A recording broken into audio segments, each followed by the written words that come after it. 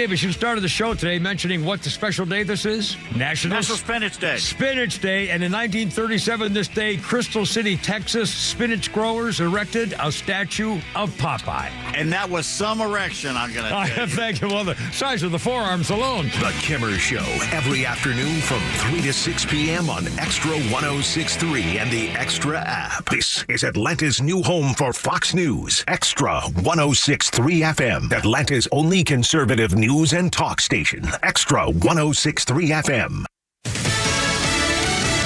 The talks are intensive. I'm Lisa Brady, Fox News. That's how Canada's Prime Minister describes trade talks with the U.S., also telling the House of Commons Canada is preparing to strike back if a tariff deal is not reached. The U.S. set today as a deadline for best offers from multiple countries. Treasury Secretary Scott Bessent says that there are 18 active negotiations with our trading partners. Fox Business's Edward Lawrence at the White House. The U.S. trade representative says a meeting with EU officials in Paris today showed a willingness to work on a concrete way forward to achieve reciprocal trade. The top EU negotiator adding this: we're advancing in the right direction at pace and staying in close contact to maintain momentum. Elon Musk tripling down on his criticism of the House-passed bill to advance the Trump agenda, posting today that no one who actually reads it should be able to stomach it. Some Republican lawmakers share his debt concerns and are pushing for more spending cuts, but Senate Majority Leader John Thune tells Fox cuts have to start somewhere. Everybody knows we can't afford to allow a $4.5 trillion tax increase at the end of this year, and that's what the Democrats are advocating for. The bill would extend the expiring 2017 tax cuts. Democrats pointing to new estimates from the Congressional Budget Office that the bill would leave nearly 11 million more people uninsured. A Washington state man accused of supplying ingredients for last month's bombing of a California fertility clinic, which killed 2 people, including the bomber, Guy Edward Bartkus.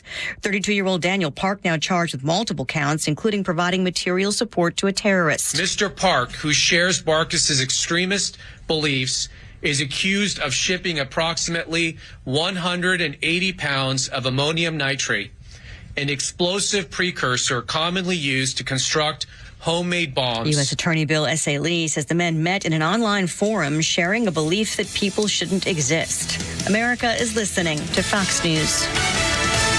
Summer is all about making memories, right? Backyard barbecues, road trips, maybe finally getting around to that hiking trail you've been eyeballing. But if you're living with pain, those future memories can be stolen from you. So here's a thought.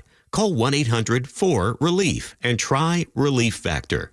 Relief Factor is a 100% drug-free daily supplement designed to help your body fight pain. It's a doctor-developed formula made from natural ingredients. Best part? Relief Factor doesn't mask pain. It helps reduce or even eliminate it for good. Whether it's kayaking, running around with the little ones, or just chilling in a hammock, Relief Factor can help you feel better, move better, and do more of the things you love all summer long. So if you're ready to reclaim your summer, head over to ReliefFactor.com or give them a call at 1-800-4-RELIEF. Do it now and get their 3-week quick start for just $19.95. That's 1-800-4-RELIEF.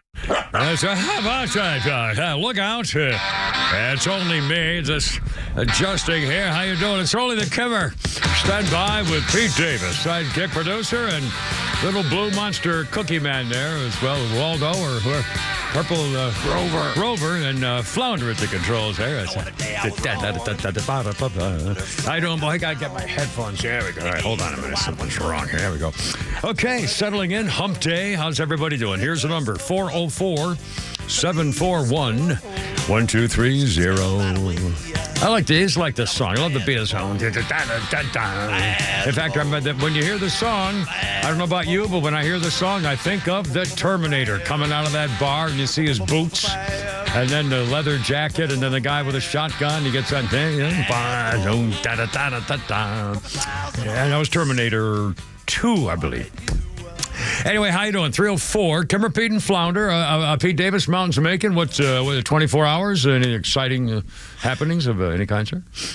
What an absolutely beautiful day in the neighborhood. Really? Well, very nice. Mm-hmm. Warm and sunny. Of course, a little cooler in the mountains there in Macon, I guess, probably. But it is a beautiful morning. In fact, if I had time, I was going to try to take a little chopper ride for like 30 minutes or something, just for the fun of it. But I feel like I'd be cheating, because then I wouldn't be working on the show. So anyway. What? Okay. You should cheat a lot more often.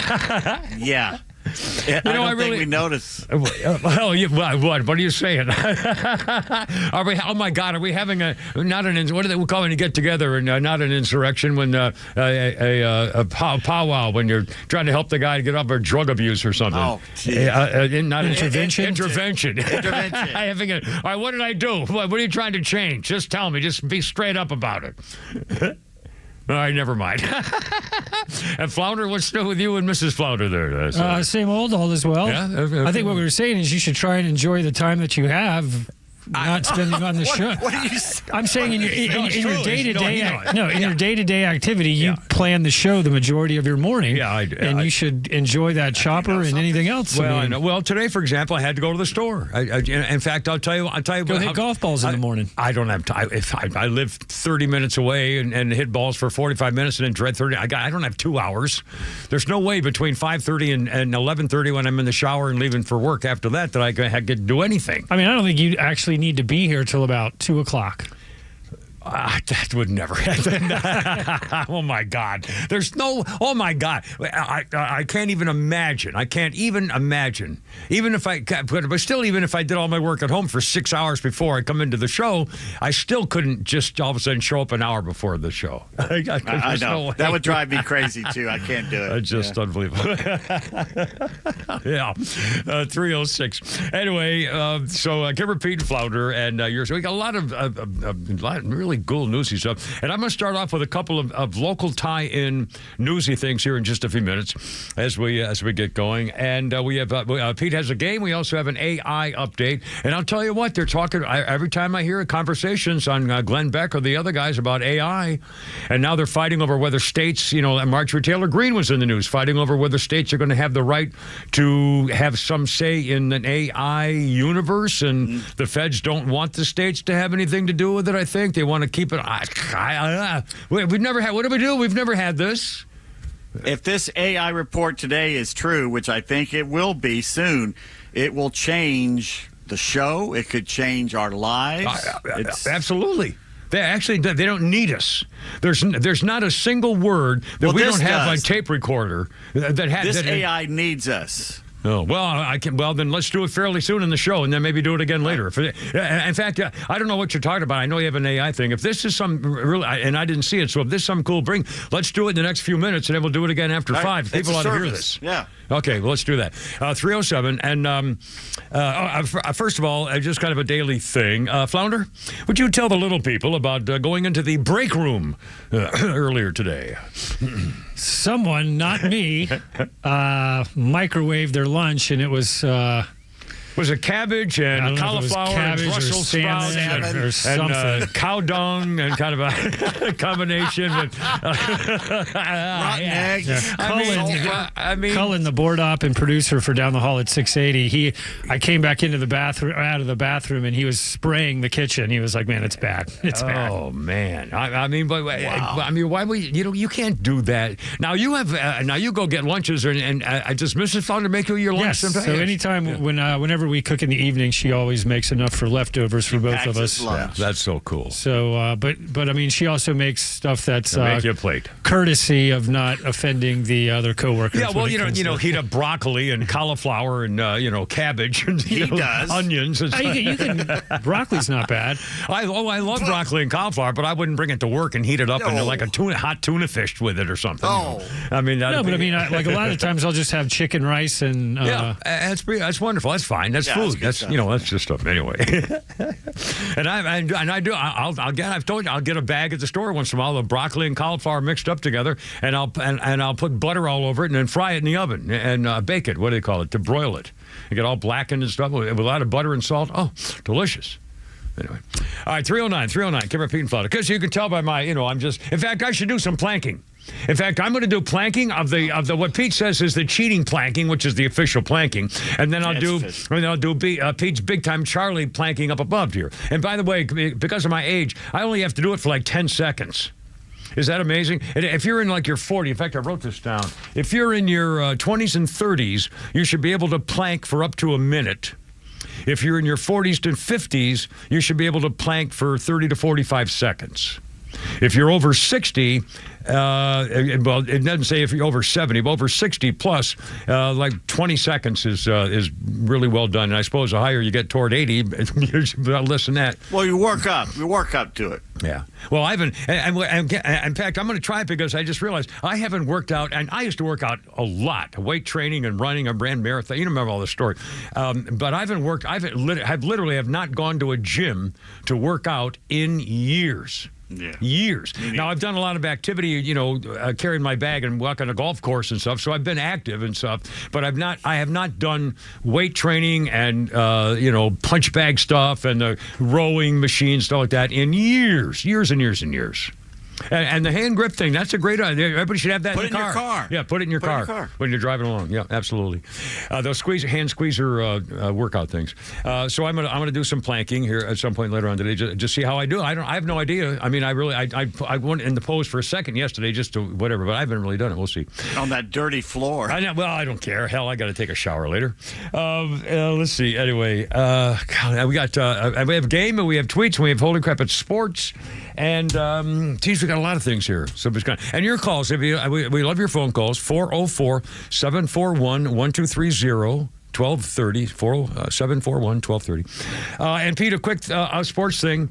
Man, I tune into the Braves, and I see, and I'm going, Captain Stryker. All right, he's back. He's got the mustache and he's got the legs and the tight leg, and all of a sudden, bam, throws high fastball right down chest high, bam, he's home run. Coming back from Armin. Come on. I know. I'm saying, and I felt so bad for him because he's so good. And when he worked that slider, I mean, he was just eating him. I mean, the guy is so talented and so good. But I feel so bad for him because he's going to have to go through a lot of stuff. He no longer throws 101. He throws 96. Which is great, but if you miss your spot at 96, they're going to hit it. So, and what was it, 3 homers? I couldn't believe it. And so again, I'm not down on him at all. I think he's going to finish the year, and you'll probably not lose another game, assuming we can hit for him.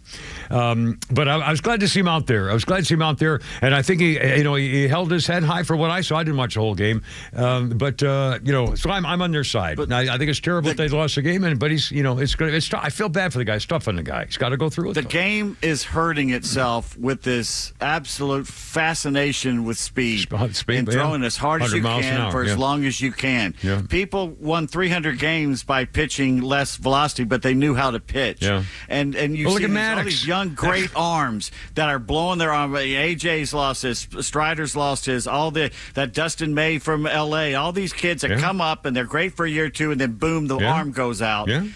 They could last for 18 years, like a Tom Glavine or a Greg Maddux, if they just the team. It's the teams, and it's all the teams that are doing this. All the teams. This fascination with throwing as hard as you can for as long as you can until you blow your arm out. Yeah, I know. And it's amazing it only started recently, really. It never started. I mean, back Nolan Ryan, 30 years ago was a speedballer, but nobody else was trying to mimic and all throw 100 miles an hour. So all of a sudden something happened that changed. And I'm not sure what it was, but athletes bigger and stronger, I guess. We've all gotten dumber. Yeah, natural. We've all gotten dumber. Instead of saying, no, that's not good for the game, let's stop doing that. It's just, let's just keep doing it, Well, I remember until we were not allowed to throw, even to try to throw a curveball in Little League or Babe Ruth. I mean, until I think we were like 16, or I don't remember, but it was as kids we were not allowed to even try to throw a curveball. Couldn't throw a curveball. No, you couldn't. You were not allowed to throw a curveball. If you were, they talked to you or take you out of the game. In fact, I saw some from supposedly some kinesiologist, muscle doctor, whatever. I don't know if this is true or not, but he's saying that you shouldn't throw over 90 miles an hour until you're like 26. Which is ridiculous. That'll never happen. But still, that just shows how the elbows are not built to do this. Again, if you have never done this, look at slow motion big league pitching. What it's doing. I mean, you can't make it right. You can't pose the way that elbow has to bend like that. I mean, I can't do it. Holding my arm, I couldn't get into the position they do for a part of that. Balls, and then turning and twisting and turning. Oh, man. I mean, go to Google slow motion baseball pitcher in Major League stuff. I mean, it's unbelievable. You wonder they could walk around. You got to lift a coffee cup.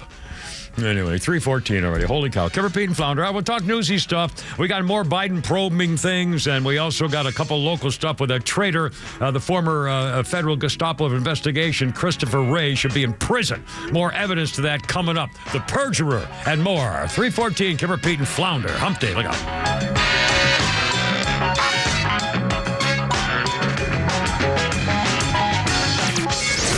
America drives the world economy, and with ongoing global trade deals, tariffs doing their job, and inflation dropping, we've forced the world to step up. So don't let the mainstream media spin it to you any differently. Get the news that matters to you from XTRA 106.3 FM and the XTRA app. Hey, Georgia neighbors, it's time to expect more from your Medicare Advantage. Discover Sonder Health's custom plans tailored just for Georgians. Saunders offers unique benefits, including special plans for those living with chronic conditions. Some plans even come with grocery or gas benefits to support your overall well-being. Sonder Health makes it easy to get the coverage you need. See for yourself what today's Medicare Advantage can do for you. Visit SonderHealthPlans.com, a healthier state of life. Sonder Health Plans is an HMO and PPO with Medicare contracts. Enrollment in Sonder Health Plans depends on contract renewal. Gentlemen, listen up. When it's not hard, it's really hard. Did you know that 50% of men over 50 have some form of ED? It's true, and I'm one of them. ED followed me everywhere. Heck, even my initials are ED. I'm Dr. Eric Deal from Total Body Therapy of Georgia, and I know ED. It can lead to feelings of embarrassment, stress, and sadness.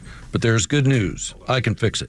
I fixed mine, and I can fix yours too. At Total Body Therapy of Georgia, we are experts in the P-shot, testosterone replacement, regenerative therapy, trimix to create an erection, and more. Guys, ED won't get better on its own, but I can help you today. Call us at 404-777-1911. That's 404-777-1911, or learn about us more online at tbtofga.com. So take it from me, ED, Dr. Eric Deal at Total Body Therapy of Georgia. Call 404-777-1911 or online at tbtofga.com. You protect your physical health by choosing your doctors carefully. Protect your financial health by choosing an attorney carefully. An accident can be very costly. You want to receive the compensation you deserve. Call Van Sant Law. My friend David Van Sant will take care of you, trust me, very well. The number is 855-GA-INJURY. The website is vansantlaw.com. In the event of an accident, it could be the most important phone call you make. You're great at protecting your personal information. You might even use things like two-factor authentication and strong passwords. But as much as you try to control how your info's protected, there are other places that also have it, and they may not be as careful. That's why LifeLock monitors hundreds of millions of data points a second for threats. If your identity's stolen, they'll fix it guaranteed,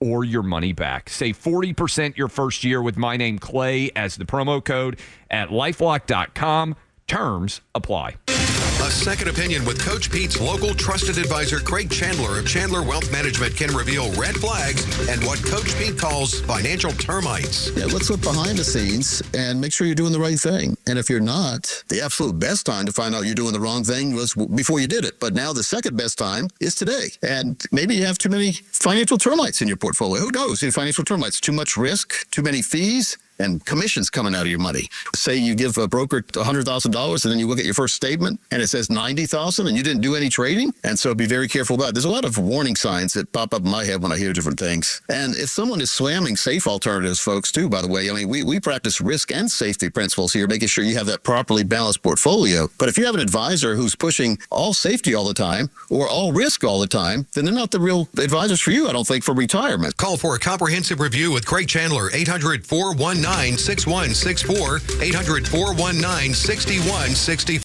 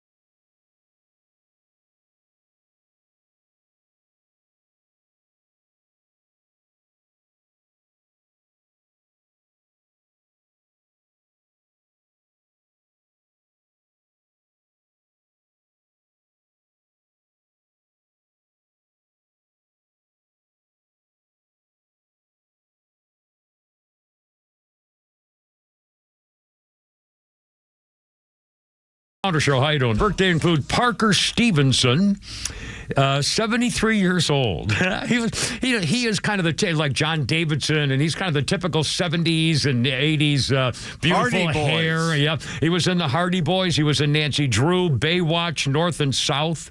Parker Stevenson is 73, and a whole bunch of other. I mean, he was around for a long time. So then, good for him. And on this day, I got Mr. Phone blacked out of me, you idiot. On this day in history, it was 1896, 4 o'clock in the morning. A shed behind his home on Bagley Avenue in Detroit City, Henry Ford unveils his quadricycle, the first automobile he ever designed or drove.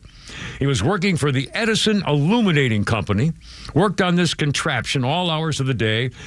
He was able to use flexible working schedule to experiment it. It was a pet project, a horseless carriage with a gasoline-powered engine. He saw an article in 1895 about in a machinist magazine. He said some Detroit engineer was trying to build one using wood and stuff, and apparently it could ride for like 5 miles an hour. So after setbacks, Henry Ford, ready to test drive his creation, a light metal frame, 4 bicycle wheels, and a 2-cylinder, 4-horsepower gas engine. His chief assistant helped. They wheeled the damn thing out of the shed, discovered it was too wide. Oops-a-daisy. Oh, now what happened to my thing? They discovered it was too wide to fit through the door, so he took an axe to the brick wall of the shed, smashed it to bits so he could roll out the vehicle, and became one of the big stories of American or world industry for that matter. Anyway, were you sending me a message here, or was that somebody else? Sorry, I didn't see. The hell? Oh, it's one of those stupid, I thought I turned my phone down. I apologize. I'm turning it even lower now. I'm getting off all these polls. Almost every day I get a stinking poll. And I always say delete and report junk, and I'm still getting them every day. I get more polls. Somebody's polling you every day? They're polling me every day, baby. They're polling you? That's what she said. 322, Kimmer, Pete, and Flounder. Okay, a couple things. I want to start with a couple like local angle reaction things here. And I'm going to try to be calm, but once again, it just proves that the former Bureau of Gestapo investigation, Christopher Wray, should be in prison. The FBI, Senator Grassley's now come out with more information, biased source memos. All this stuff is now coming out into the open. The FBI lied and hid about the extent, covered up what lawmakers calling the anti-Catholic operation targeting churchgoers under Joe Slimebag, the criminal washer daughter Biden. Despite then Christopher Wray telling Congress, it was one memo. It was really, Congress people, look, okay, I'm not, one memo, and look, I got to go on vacation. I got my private jet waiting, so I have to go now. Yeah. I swear to God, yeah. Okay, bye-bye, and off he goes. Dirty, rotten liar. There were a whole crap load of them. A crap load. At least 13 more documents and 5 attachments. Terminology, quote, radical traditionalist Catholic. And their source was the Southern Poverty Law Center. Probably one of the most despicable organizations that ever freaking lived lately. Now, they may have represented some good things 40 or 50 years ago. I think when I came here in the 70s, they were pretty well known for taking on, weird causes stuff, which is fine. ACLU, that's fine. Everybody should have representation. But, for these freaking lying, dirty, they're liars. The Southern Poverty, my God. Wray did not reveal the existence of a second draft document of any kind. He said it was a product of one field office. Under oath. He freaking committed perjury again. They've caught him more than once. A whistleblower brought it to light. A second memo drafted by a field office for wide distribution went to like 1,000 of them all over the freaking nation. In fact, in Buffalo, New York, they expressed concerns about hate groups identified by the Southern Poverty Law Center and mentioned in the other memo as far up here as Atlanta. Despite letters focused on the preparation of the memo, its dissemination, the use of biased sources such as the radical Southern Poverty Law Center, and later the FBI's misleading representations to Congress, including those of former Director Wray, unquote, Senator Grassley. Let's not forget, Christopher Wray was the lion cheat director, insurrectionist leader behind January 6th, by the way.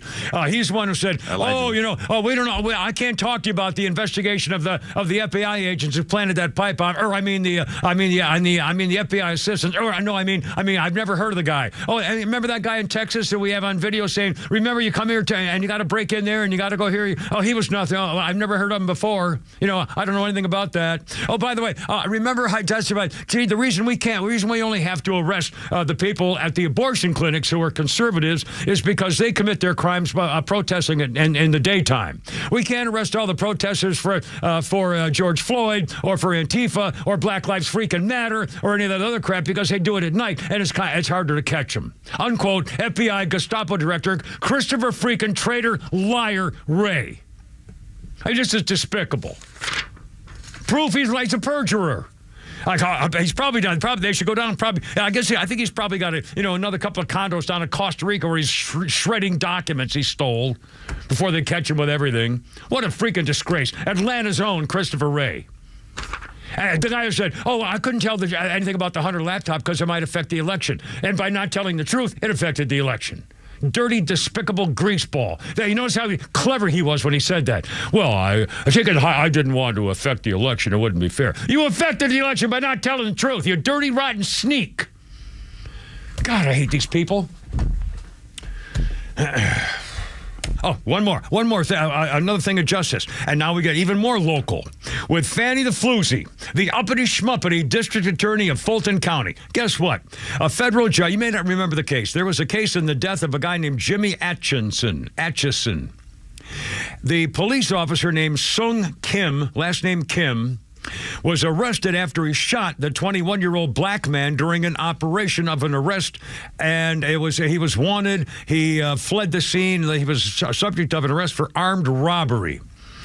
He fled from law enforcement. They showed up taking him to custody in an apartment complex. They found him in a closet under a pile of clothes in another woman's apartment, and the officer pointed a gun at Atchison and yelled, "Show us your hands, don't move, cooperate." Atchison not only didn't dead, he rapidly and suddenly shoved the hands aside like he was pulling out a gun, so the cop fired.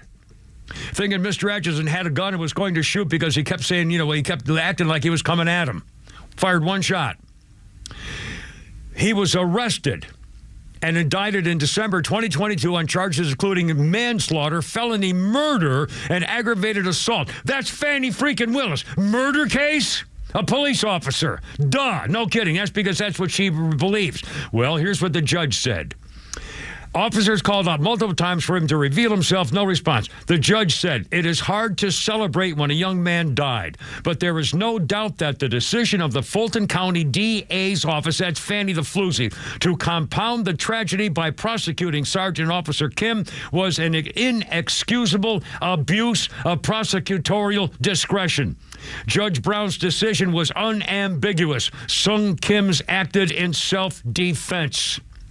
This judge said, Michael Brown said in his ruling, "The evidence for self-defense is so overwhelming. It is hard to understand how Georgia could have even brought these charges in the first place, much less continued with them over 2.5 years since."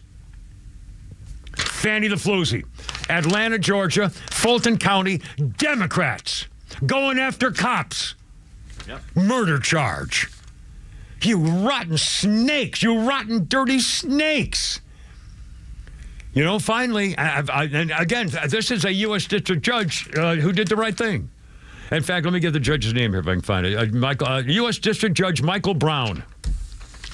The good Michael Brown. Okay.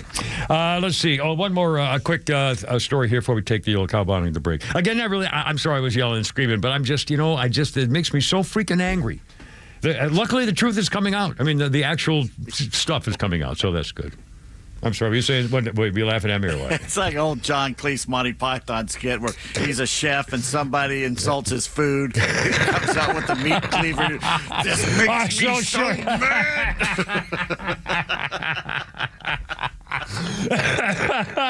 Or it's like reminds me of the hospital in Caddyshack when they're having dinner and what's his name, Klaviker, Dangerfield.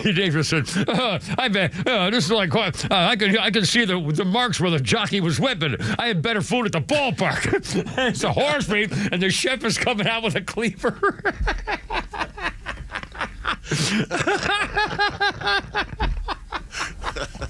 Dog food.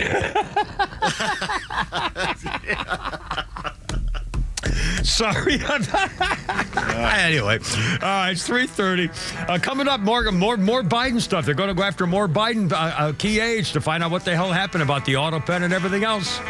All that's coming up. Also, remember the crazy plane lady? Well, she's back, and we'll talk more about it. 3:30. Kimmer, Pete, and Flounder. How you doing? Look out.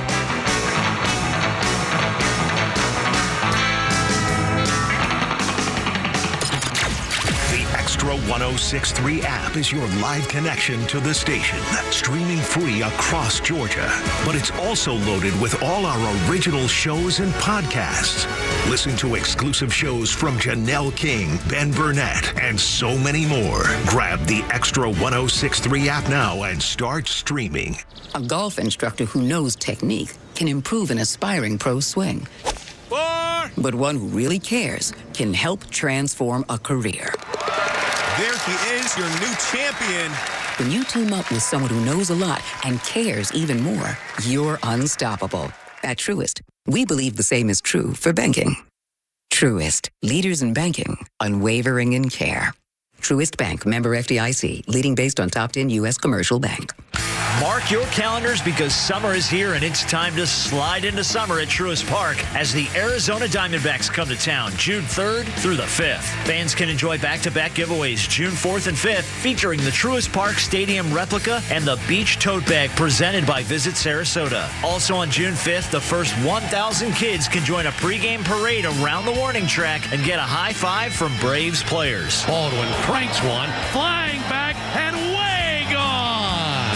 And May and the A deals were so great, we extended them through the Diamondback Series. That means $10 tickets and parking, $1.99 hot dogs, and $3.99 Miller High Life. Plus, don't forget to stop by the Braves Clubhouse store for 50% off City Connect hats and City Connect logo t-shirts. You can't beat great baseball and deals like this. Head to Braves.com/summer to get your tickets today and check out all of the summer fun. Atlanta Braves baseball. We are Braves country. Hey, it's Front Office Lowe's here to tell you about a new company that is changing the way people buy their next pre-owned car or truck. At The Honest Car Guy, they offer a completely transparent way to purchase a vehicle. You pay what he pays, plus a small honest fee. You can choose any make or model. He will search the country for the best deal out there. He'll handle the paperwork, your trade-in, shipping, and even give you the bill of sale. Friends, I've done the research, and this is a buying process that you can trust. Call 844-SHOW-ME, the number 1, or visit online at honestcarguy.com. Hey, this is Matt from East Cobb.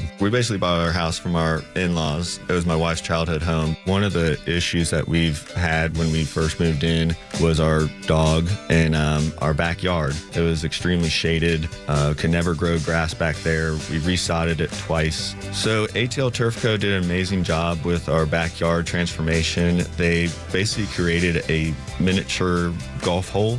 We have a miniature fairway. We also have a miniature little putting green. Consists of about 4 holes, total about 40 yards, so you can definitely work on your short game and your putting. After that transformation that ATL Turf Co. did for us, my father-in-law came and saw his house the way it looked after the fact of we had a putting green and a miniature golf course. Sure enough, he did the same thing with ATL Turf Co. He has a beautiful backyard, wonderful stonework, drainage, and a beautiful practice area for chipping and putting. Check him out online at atlturfco.com. The legend Neil Bortz is only on Extra 106.3. Hey, it's a camera. How's it going? Here's what you missed from the Talkmaster. Removing taxes on your Social Security benefits. No taxes on tips. No taxes on overtime. The bill passed. Every single Democrat in the House of Representatives voted no. Catch Neil's commentary every day on Extra 106.3 or listen anytime on the Extra 106.3 app. I don't know. It's only me. It's only the Kimmer with Pete Davis and Flounder 334. Here's the number, 404-741-1230, 1230. Iron Maiden aboard here. 1992, Iron Maiden played a gig at the Oval Pub in Norwich. They had 400 fans as the Nodding Donkeys. And they were there as the Nodding Donkeys as a thank you to the pub's landlord, Chris Hiles. I don't know what's that got to do with donkeys, but that's all right with me. You got Iron Maiden. Go, you take my life, and I'll take yours too. All right, let's hear a little of this. I don't know these people.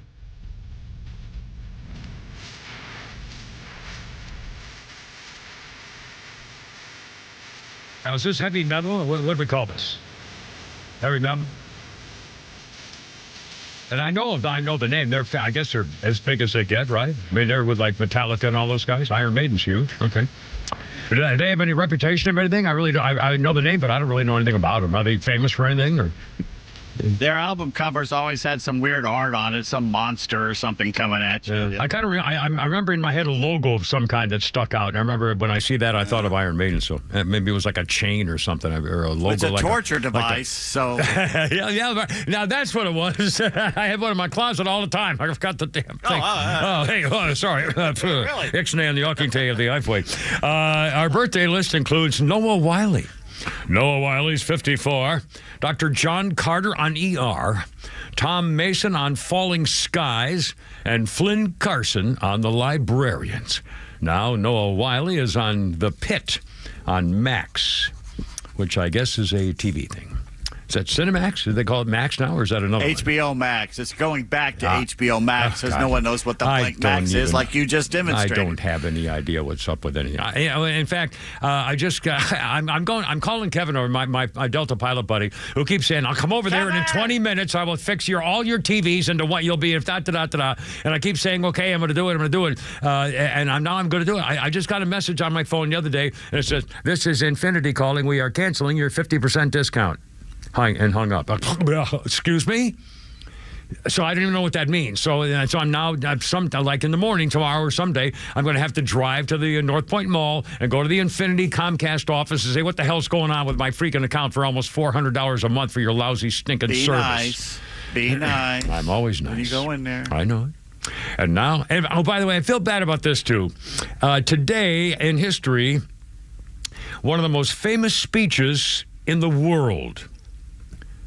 1940, Winston Churchill, House of Commons, the Parliament of the United Kingdom, talking about the impending Nazi threat during World War II. This is 1940. And I remember the speech. I wasn't there, but I remember the speech. I've heard it many times. And I Googled it to play it again. And I was going to ask Flounder to get it for me this afternoon to play on the show. But I Googled, there's like, if you Google the famous Winston Churchill Never Surrender speech, there's about 15 versions. There's one that's 12 minutes long and 5 minutes long. There's one that's 40 seconds long. And I was going to have Flounder play that. And I played it back. I played it to myself on my phone a little while ago, and it's really not very good. It's great words, but his delivery is really bad. I mean, just kind of, I felt, and I was going to have you play it, and I thought, well, maybe they wouldn't really, I don't know, I felt bad about it. And so, I can't read it properly. Kimmer. Yeah. Maybe it wasn't his finest hour. Maybe not his finest hour, but he was on the train. Mr. Churchill, we support you, sir, with Mr. Prime Minister. Liar! I know. Well, here's what the speech was. And again, if you Google it if you want. I mean, it's really an incredible speech, but the last 40 seconds, which I'll read for you here, really was delivered badly. We shall fight in France. We shall fight on the seas and oceans. We shall fight with growing confidence and growing strength in the air. We shall defend our island, whatever the cost may be. We shall fight on the beaches. We shall fight on the landing grounds. We shall fight in the fields and in the streets. We shall fight in the hills. We shall never surrender. Never surrender. Never surrender. But again, he was saying, we shall fight on the landing grounds. We shall never surrender. I was kind of disappointed in this, but it's a beautiful better in speech. The movies. Yeah. It's better in the movies. Yeah. Yep. Anyway, Winston Churchill, so there you go for the thing here. Also, a big day at Dunkirk. We'll get to that later on. Kimmer, Pete, and Flounder, how's it going? 339, I'm sorry. Okay, now back to Mr. Phone, because I got another story here I put on my phone, because I didn't want to bother Flounder late in the day because he's got crap to do in there. Hold on a minute. Here we go. Check this out. Again, the more of this, the better. The more of this, the freaking better. James Comer is widening the Biden cover-up probe. House Oversight Committee Chairman Comer from Kentucky. The cover-up of Joe Biden's mental decline has got interviews he's seeking with 5 more White House aides. That's 10 now and growing.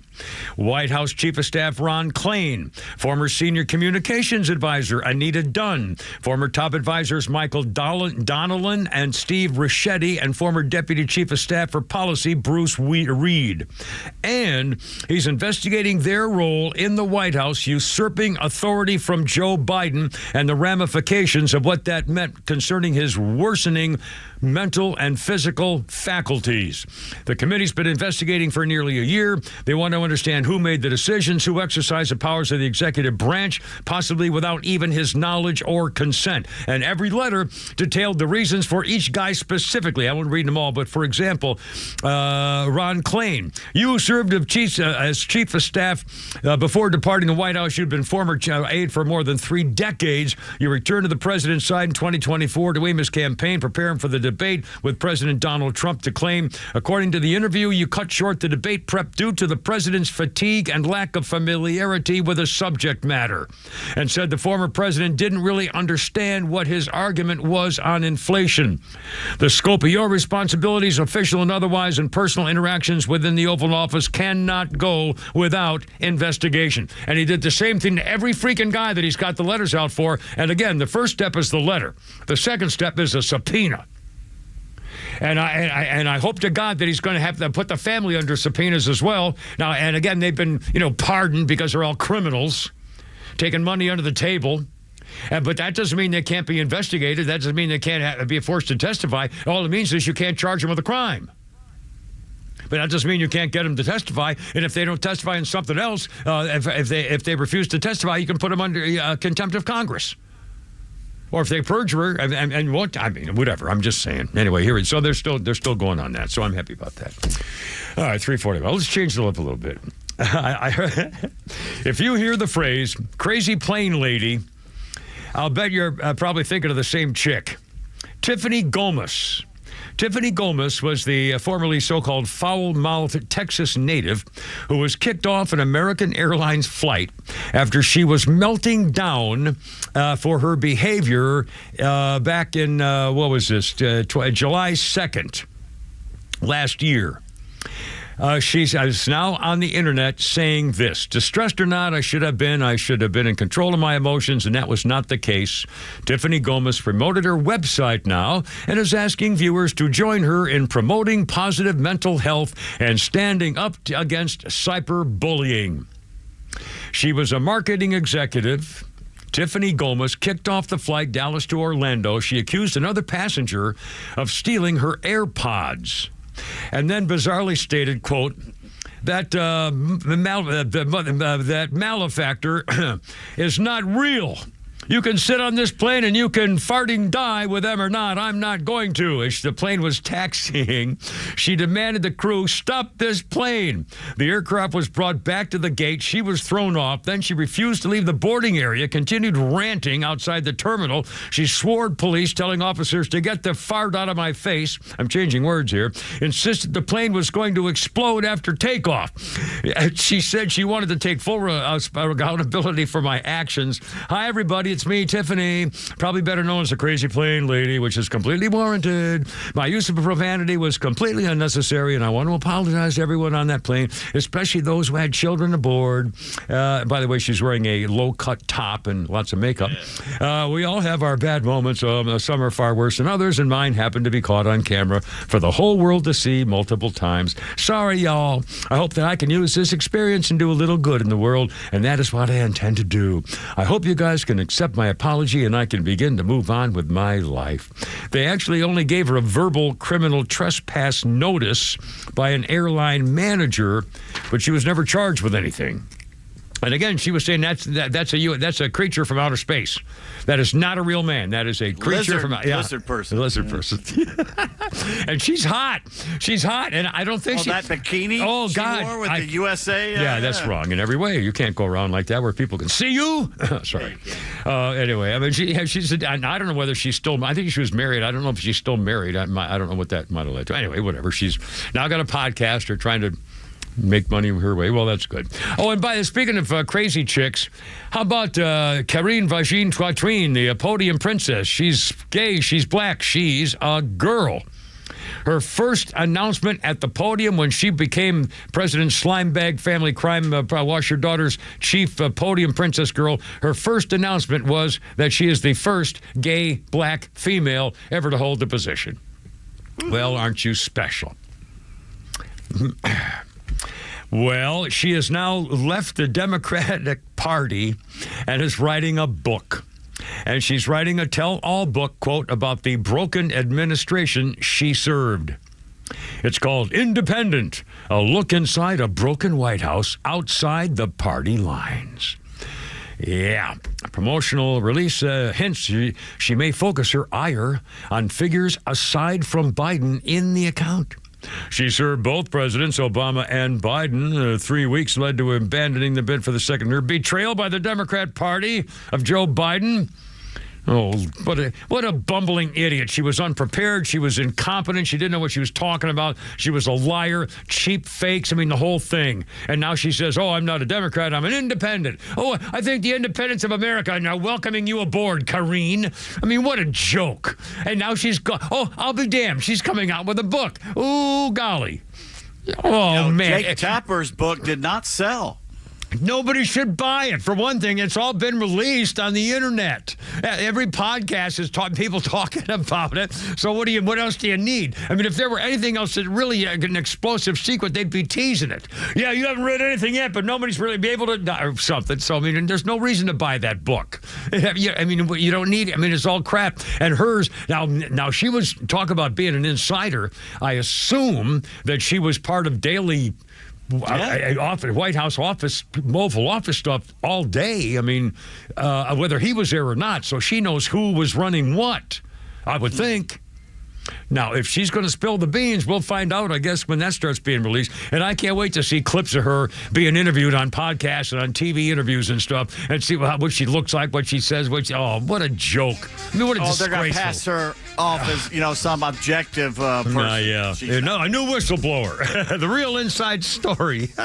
What a fakey freaking fraud. All right, 347. How you doing? I hate calling names, but sometimes you just got to give war a chance. Kimmer, Pete, and Flounder. Look out.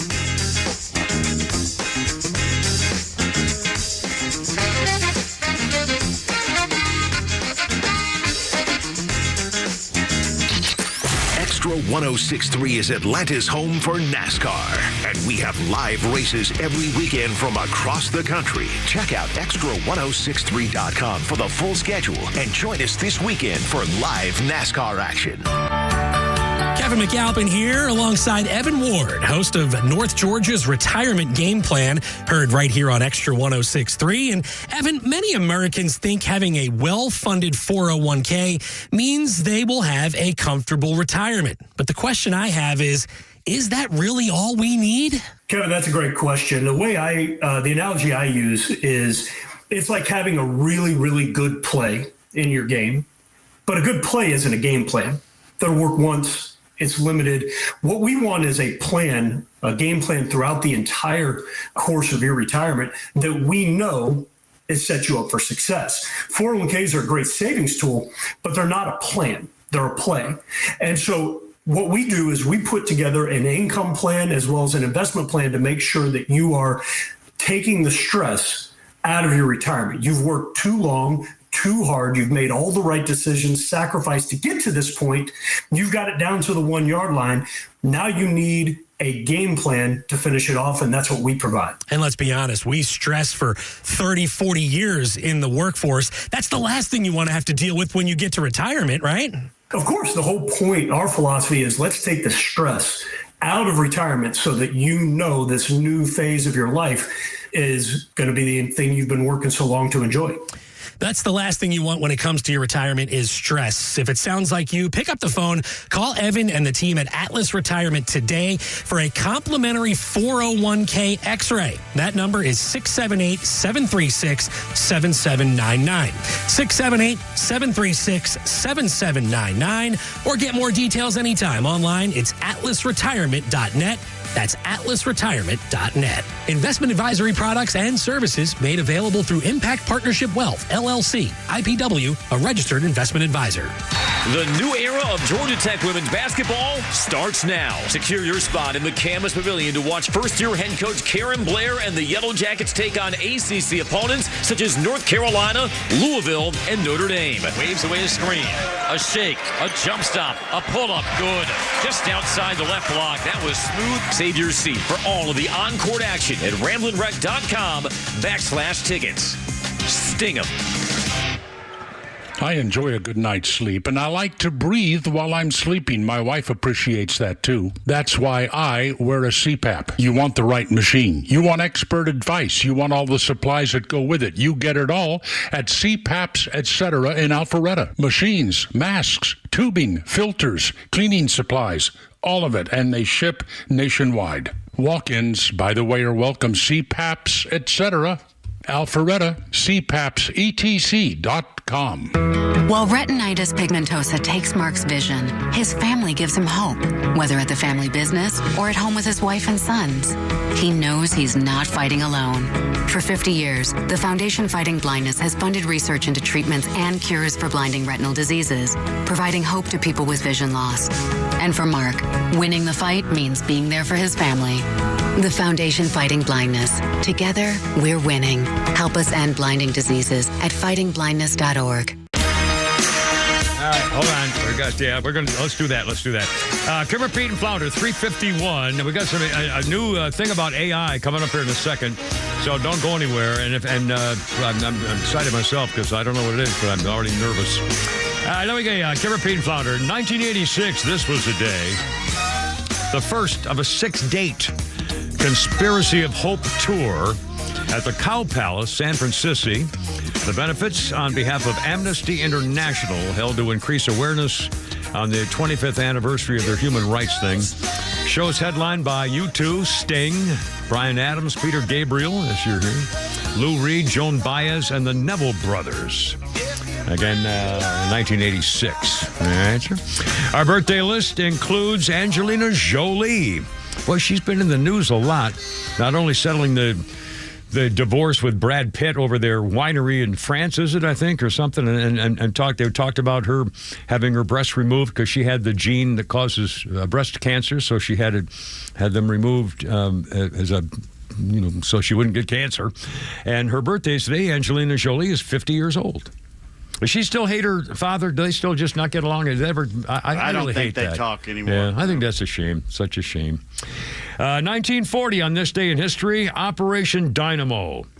The German army advancing through northern France, early World War II, cutting off British troops from French allies. Enormous evacuation of soldiers forced across the North Sea from the town of Dunkirk to England.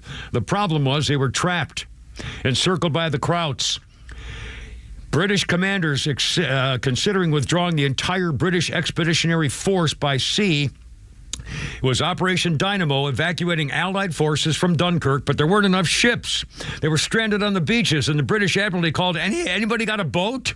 Any British citizen with any kind of seaworthy vessel, a canoe, anything, please, we need your help. Hundreds, fishing boats, pleasure yachts, lifeboats, ferries, civilian ships of every size and type raced to Dunkirk, braving mines, bombs, torpedoes, and the ruthless airborne attacks of the Krauts of the German Luftwaffe. During the Dunkirk evacuation, the Royal Air Force resisted the Luftwaffe, saved the operation from failure. Still, the German fighters bombed the beach, destroyed all kinds of vessels and ships within miles of the English coast. The harbor of Dunkirk bombed out of use. Civilian vessels had to ferry all the soldiers from the beaches to the warships waiting out at sea. For 9 days they did it, a miracle to the Allied commanders and rank-and-file soldiers who had expected utter annihilation. On June 4th, when the Germans closed in, the operation came to an end. 338,000 soldiers were saved. The campaign became known as the Miracle of Dunkirk. 338,000 soldiers made it out in time because of civilians mostly. Yowie, 354. Okay, hold on. We got something special here, Flounder. We got a little. We have a sounder.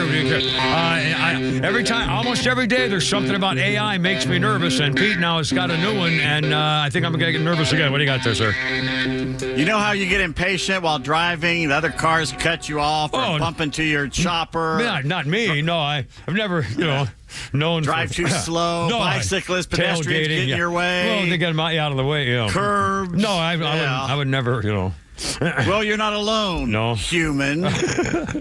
Driverless taxis are now starting to copy our traits of getting impatient while driving the streets of America. Oh, God. In other words, they're developing human-like behaviors, another sign of them becoming more intelligent. The chilling development identified by University of San Francisco engineering professor William Riggs, who's been studying Waymo cars since their inception. On a journey with a reporter from the San Francisco Chronicle, the two men noticed the Waymo they were traveling in crept to a rolling start at a pedestrian crossing before the human had reached the other footpath. It's time to go. This is unusual because the car is programmed to err on the side of caution and thus be more safe than any human driver. But the robo-taxis are constantly gathering new info and their algorithms are evolving. If another human-driven car cuts it off, the robo-car now not only hits its brakes, it also beeps its horn to show its displeasure at the other car. Do they have like a picture of the middle finger next, I'm wondering? Or? Well, I'm just like to say, they've yet to master your signature move. But here's my suggestion. At what point will it flash? Like, tell the front car in front of us to go blank themselves, and something will flash on your windshield or the back windshield saying, you're driving too slow, you're driving too fast, get off my ass. I mean, they could do that now. The windshield could light up with a sign. Or it could have a row of lights on the back or something to blind the guy if he had his brights on, but behind you. Can't really do that.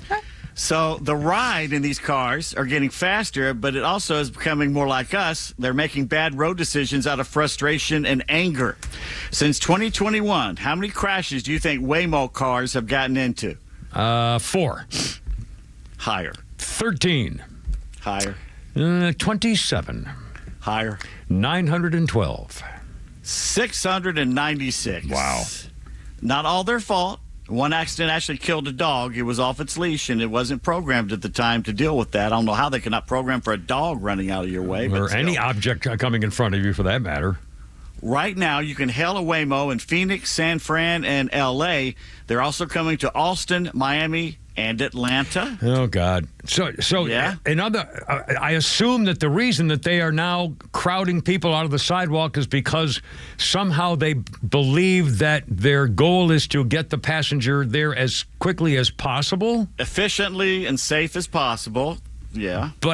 But they're saying, well, they've been I can get away with every single road sign, and people are getting upset because humans don't do that. Yeah, right. Humans, kind of cut corners. Yeah, but at some point, this machine is telling itself, well, I got a couple seconds. I can, that guy's almost over. So, I mean, how is that possible?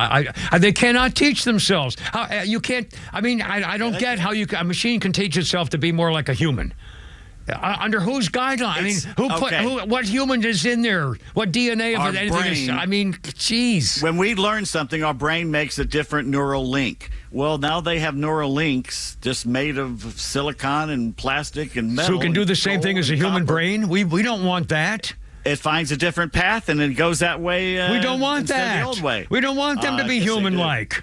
Elon Musk and Tesla also coming out with a robo-taxi. It is expected Waymo will surpass both Uber and Lyft cars by the end of this year. Not me, baby. I'll never get... I can't believe it.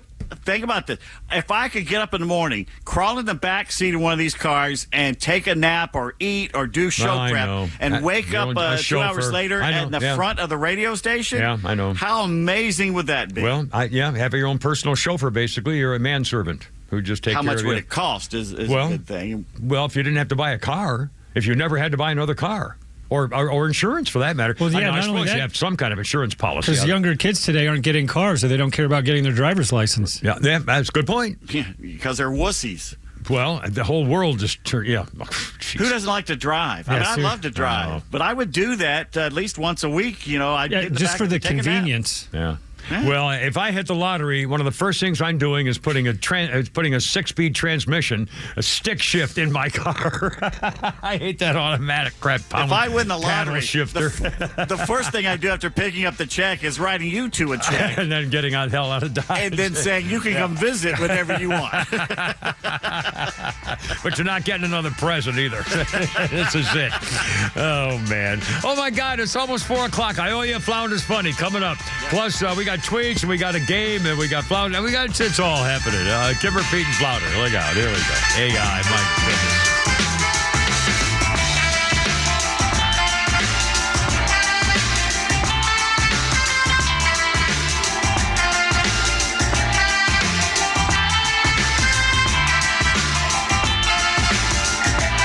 WFOM and W292EV Marietta, a Dickey Broadcasting Station.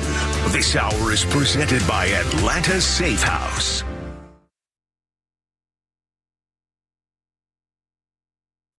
Ivy League school. Elisa Brady, Fox News. The U.S. Education Department is calling the accreditation of Columbia University into question, accusing the school of violating federal anti-discrimination laws and notifying the accreditor, in this case, the Middle States Commission on Higher Education, that Columbia may no longer be meeting its standards. In the complaint, the Education Department says Columbia failed to protect Jewish students from harassment following the October 7th terror attacks in Israel and the war in Gaza. President Trump signed an executive order in April that requires the Education Department to notify accreditation agencies of any member institution determined to have violated federal laws. Fox's Jared Halpern at the White House. Columbia has made changes to its policies on protests and security after the Trump administration previously accused the school of failing to protect Jewish students, canceling $400 million in federal grants. The Justice Department is suing Texas, trying to block a decades-old state law that allows college students without legal status in the U.S. to receive in-state tuition rates. More than 20 other states now have similar laws. A message of unity at the site of Sunday's fiery attack in Colorado. Leaders and locals came to listen and speak, gathering on the same plaza in front of the Boulder County, Colorado courthouse, where an illegal alien shouting "Free Palestine" while torching Jewish marchers struck. We are really hurting. We are really angry and really sad. Boulder Rabbi Mark Soloway and others spoke to remind people that the attack on Sunday was an attack against Jews, specifically by a man who hated Jews. Fox's Eben Brown. The FBI says the number injured has risen to 15 people and a dog. The suspect remains jailed, facing state and federal charges. A mixed finish on Wall Street. The Dow down 91 at the bell. America is listening to Fox News. Summer is all about making memories, right? Backyard barbecues, road trips, maybe finally getting around to that hiking trail you've been eyeballing. But if you're living with pain, those future memories can be stolen from you. So here's a thought. Call 1-800-4RELIEF and try Relief Factor. Relief Factor is a 100% drug-free daily supplement designed to help your body fight pain. It's a doctor-developed formula made from natural ingredients. Best part? Relief Factor doesn't mask pain. It helps reduce or even eliminate it for good. Whether it's kayaking, running around with the little ones, or just chilling in a hammock, Relief Factor can help you feel better, move better, and do more of the things you love all summer long. So if you're ready to reclaim your summer, head over to ReliefFactor.com or give them a call at 1-800-4RELIEF. Do it now and get their 3-week quick start for just $19.95. That's 1-800-4-RELIEF. From Kinky D. What is that? Kiki, I think. Is this what this is? With Elton, of course. I like this song. Always have. Bum, bum, da, bum. Don't go breaking my heart, baby. 1985, Elton John became a high court battle with Dick James Music. He wanted the rights to early songs and recordings, plus damages estimated at more than $50 million. Elton John lost a 6-month court battle to recover the copyright to 169 songs. But the court did order Dick James to cough up millions in unpaid royalties. Elton John and Kiki D, I think that was with him, if I'm not mistaken. Our birthday list includes Russell Brand, 50 years old today. Famous English comedian and podcaster guy now who I think he just embraced Christianity or something, I think, recently. He's conservative now, but they're going after him because... Yeah. And, well, who was he married? Was he married? It wasn't Katy Perry. Who was Katy Perry. Katy Perry, was it? Yeah. Oh, mercy.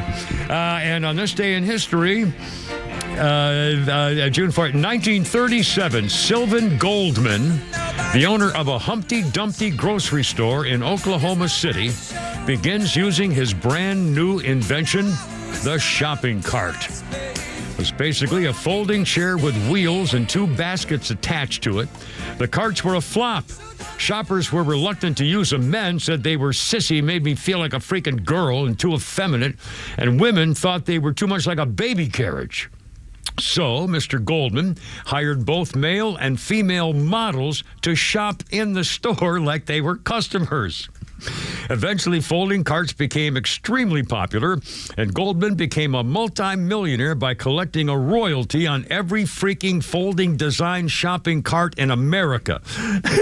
He invented nested shopping carts, where the carts are pushed inside of each other for storage.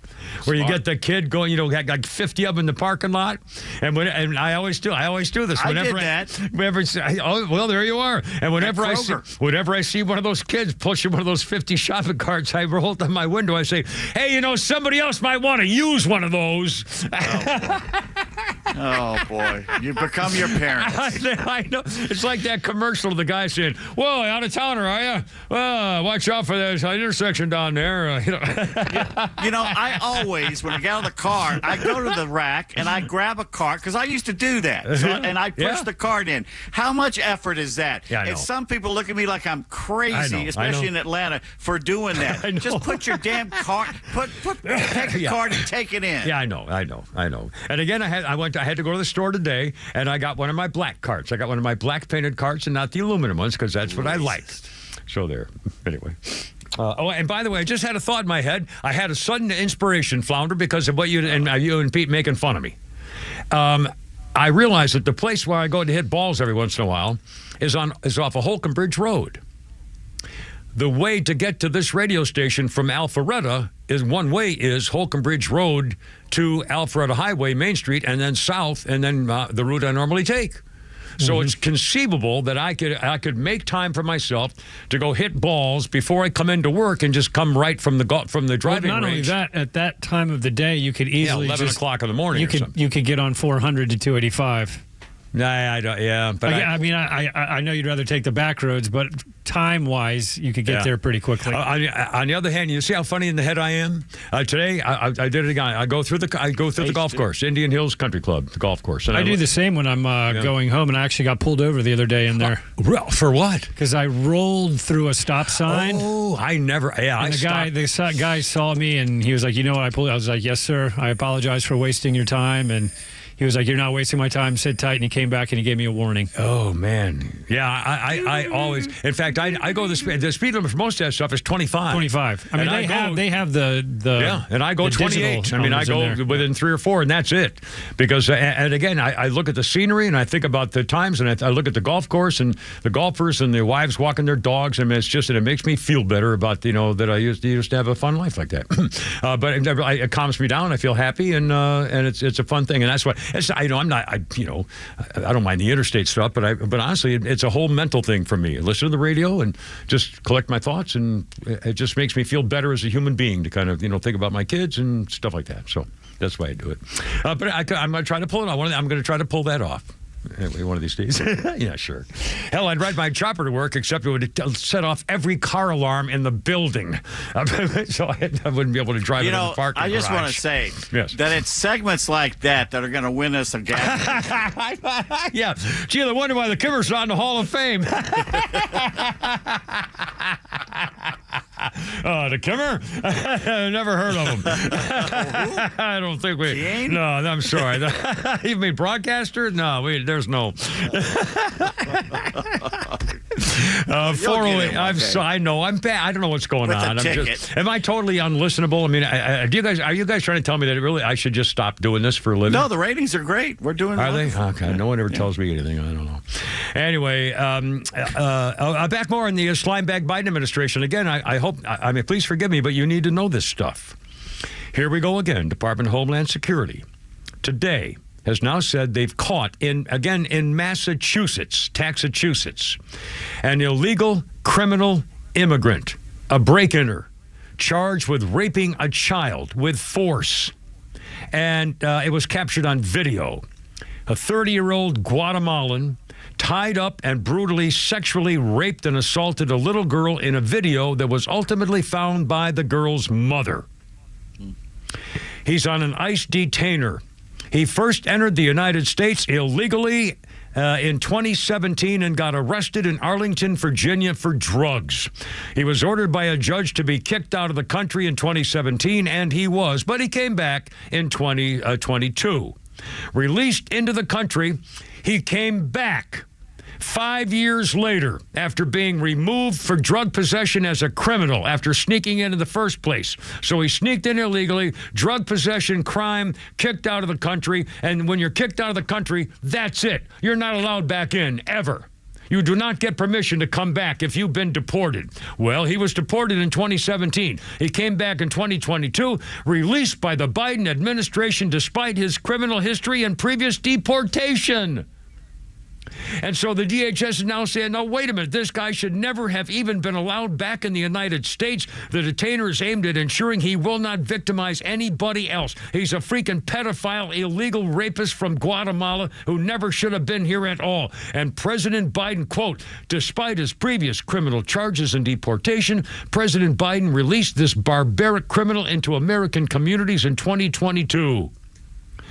ICE has been active in Massachusetts in recent weeks. Operation Patriot has resulted in the arrest of 1,500 illegals, including murderers, rapists, drug traffickers, and child sex predators. Just in Massachusetts, 1,500. The last couple of weeks.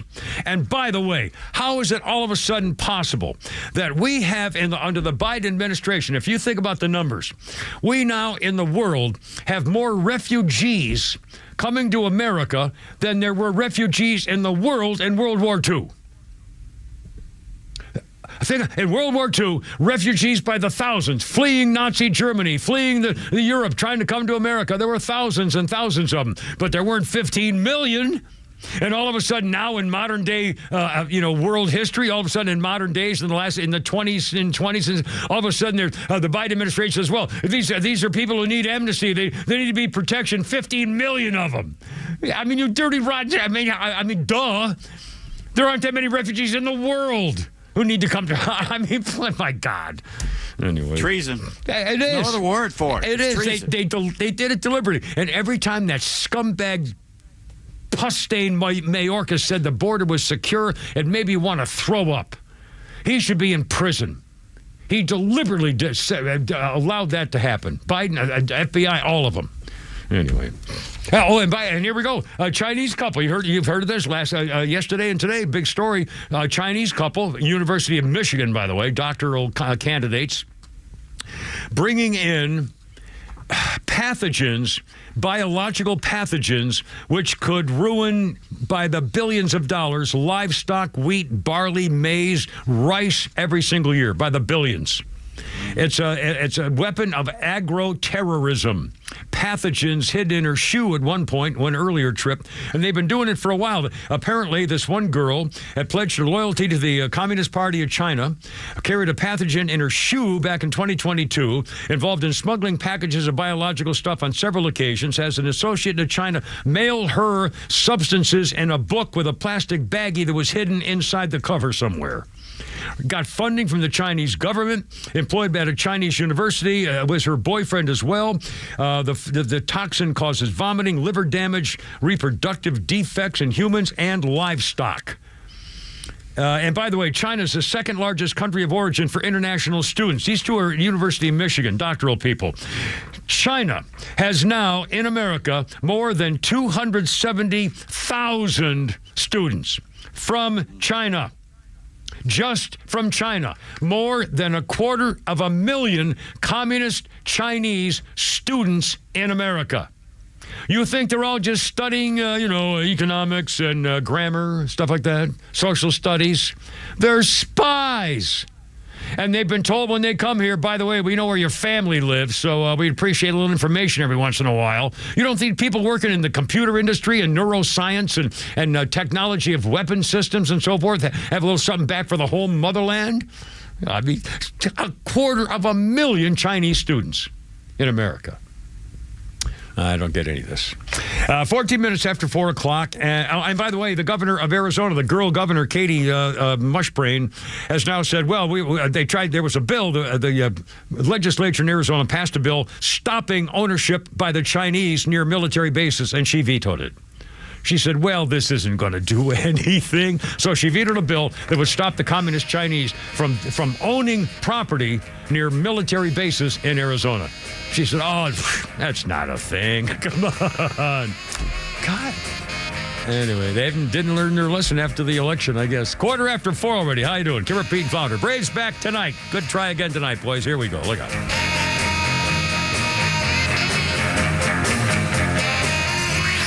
Time for the Bortz Report, brought to you by Southern Exteriors, the Southeast premier home exterior solution. Quality and precision you can rely on for over 20 years. Visit southernexteriors.co.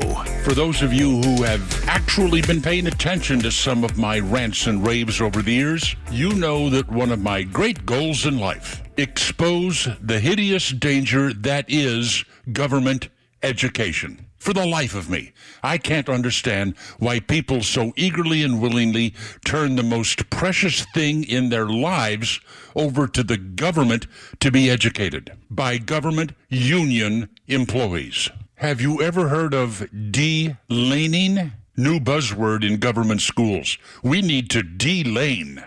Let's go to Palo Alto, California. Yuck, California. The Palo Alto government schools are de-laning. They are getting rid of all honors courses. Honors English is already gone, and starting this fall, students will no longer be able to take honors biology. The school board argues that de-laning, or removing different lanes for students based on achievement, will promote equity. One biology teacher said, well, we know that laning can lead to issues around students' belief in themselves. One 8th grader at the school board meeting got it right. Please don't hold students such as myself back from these wonderful opportunities to challenge ourselves and grow as individuals. This 8th grader obviously forgot that she was talking to government employees. One parent said, the school of thought seems to be that we need to have equity to reduce students' mental burden, so therefore let's make the curriculum easier and everybody can get an A. That's okay, parents. Every government school out there sucks except the one you send your kids to. Right? Yeah, right. Neil Bortz, XTRA 106.3. The next big storm isn't a matter of if, it's when. Is your home ready? Southern Exteriors offers free inspections and dependable storm damage repairs with in-house warranties and honest service. Right now, get 10% off any job or 12 months, 0% financing. Hey, it's Tug, and I've met the team at Southern Exteriors. They do things the right way. Call 877-9-SOUTHERN or visit southernexteriors.co. It's 877-9-SOUTHERN or southernexteriors.co. Yeah, it's almost Father's Day now. Not this weekend, but the next weekend. And, sure, you could take Dad to brunch or something, or you can get him a safe at Atlanta Safe House.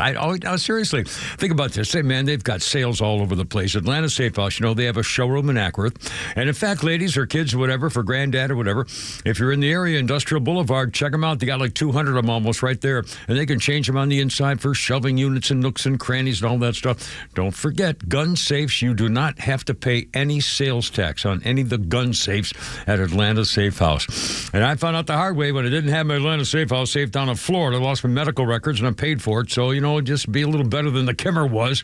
And don't forget, if you're taking a long summer vacation or you got an event or a convention or something coming up, you need to rent a safe, they can rent you a safe. And I'm telling you, great Father's Day gifts, those pistol safes, holy cow. All the great brands, all the top. And again, they'll never give out your master reset code. They protect your rights as much as you can protect your stuff, thanks to Atlanta Safe House. Father's Day is coming up. Oh, brunch is fine, but, a safe would be really cool. Dad will love it. Tell him the Kimmer sent you on the web, atlantasafehouse.com.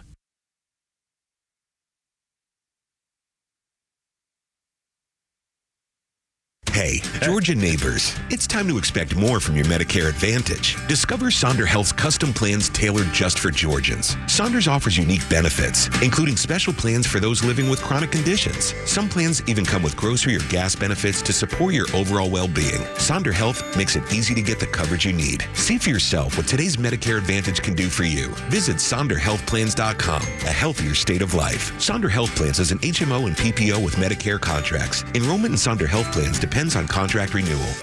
Hey, it's Front Office Lowe's here to tell you about a new company that is changing the way people buy their next pre-owned car or truck. At The Honest Car Guy, they offer a completely transparent way to purchase a vehicle. You pay what he pays, plus a small honest fee. You can choose any make or model. He will search the country for the best deal out there. He'll handle the paperwork, your trade-in, shipping, and even give you the bill of sale. Friends, I've done the research, and this is a buying process that you can trust. Call 844-SHOW-ME-1 or visit online at honestcarguy.com. This is Bruce Hagan. The law in Georgia has changed, and if you have been injured in a car crash, it's going to be harder than ever to get insurance companies to treat you fairly. What you need is a real lawyer on your side, not some phony TV or billboard lawyer who doesn't even know how to get to the courthouse. I've been a Georgia super lawyer for 20 straight years, and we try cases and we win. We get results for our clients. Call me, get in touch, Hagan-law.com. We are real lawyers who will win your personal injury case. This might have been the other song by Police I was trying to think of that time when I couldn't remember a couple of their songs I like. This might be Every Breath You Take, Police. Big time to stay 1983. Started the 4-week run at number one with this song in Britain. The group's fifth and final number one single, 1983, from the band's album Synchronicity. Sting won Song of the Year, and the Police won Best Pop Performance for the song at the 84 Grammys. Okay, that's good. I like this one. Cameron Payton Flounder. Yeah, let's see. Birthday list includes Bruce Dern. Bruce Dern is 89. And I was, and in fact, I was trying to everyone knows who he is, but I couldn't think of one single thing he was in except for a couple recently. But Bruce Dern, known for the movies among 100 of them, Coming Home, Hang 'em High. He was in The Cowboys, a movie, and his character killed John Wayne. Shot him in the back. Yeah.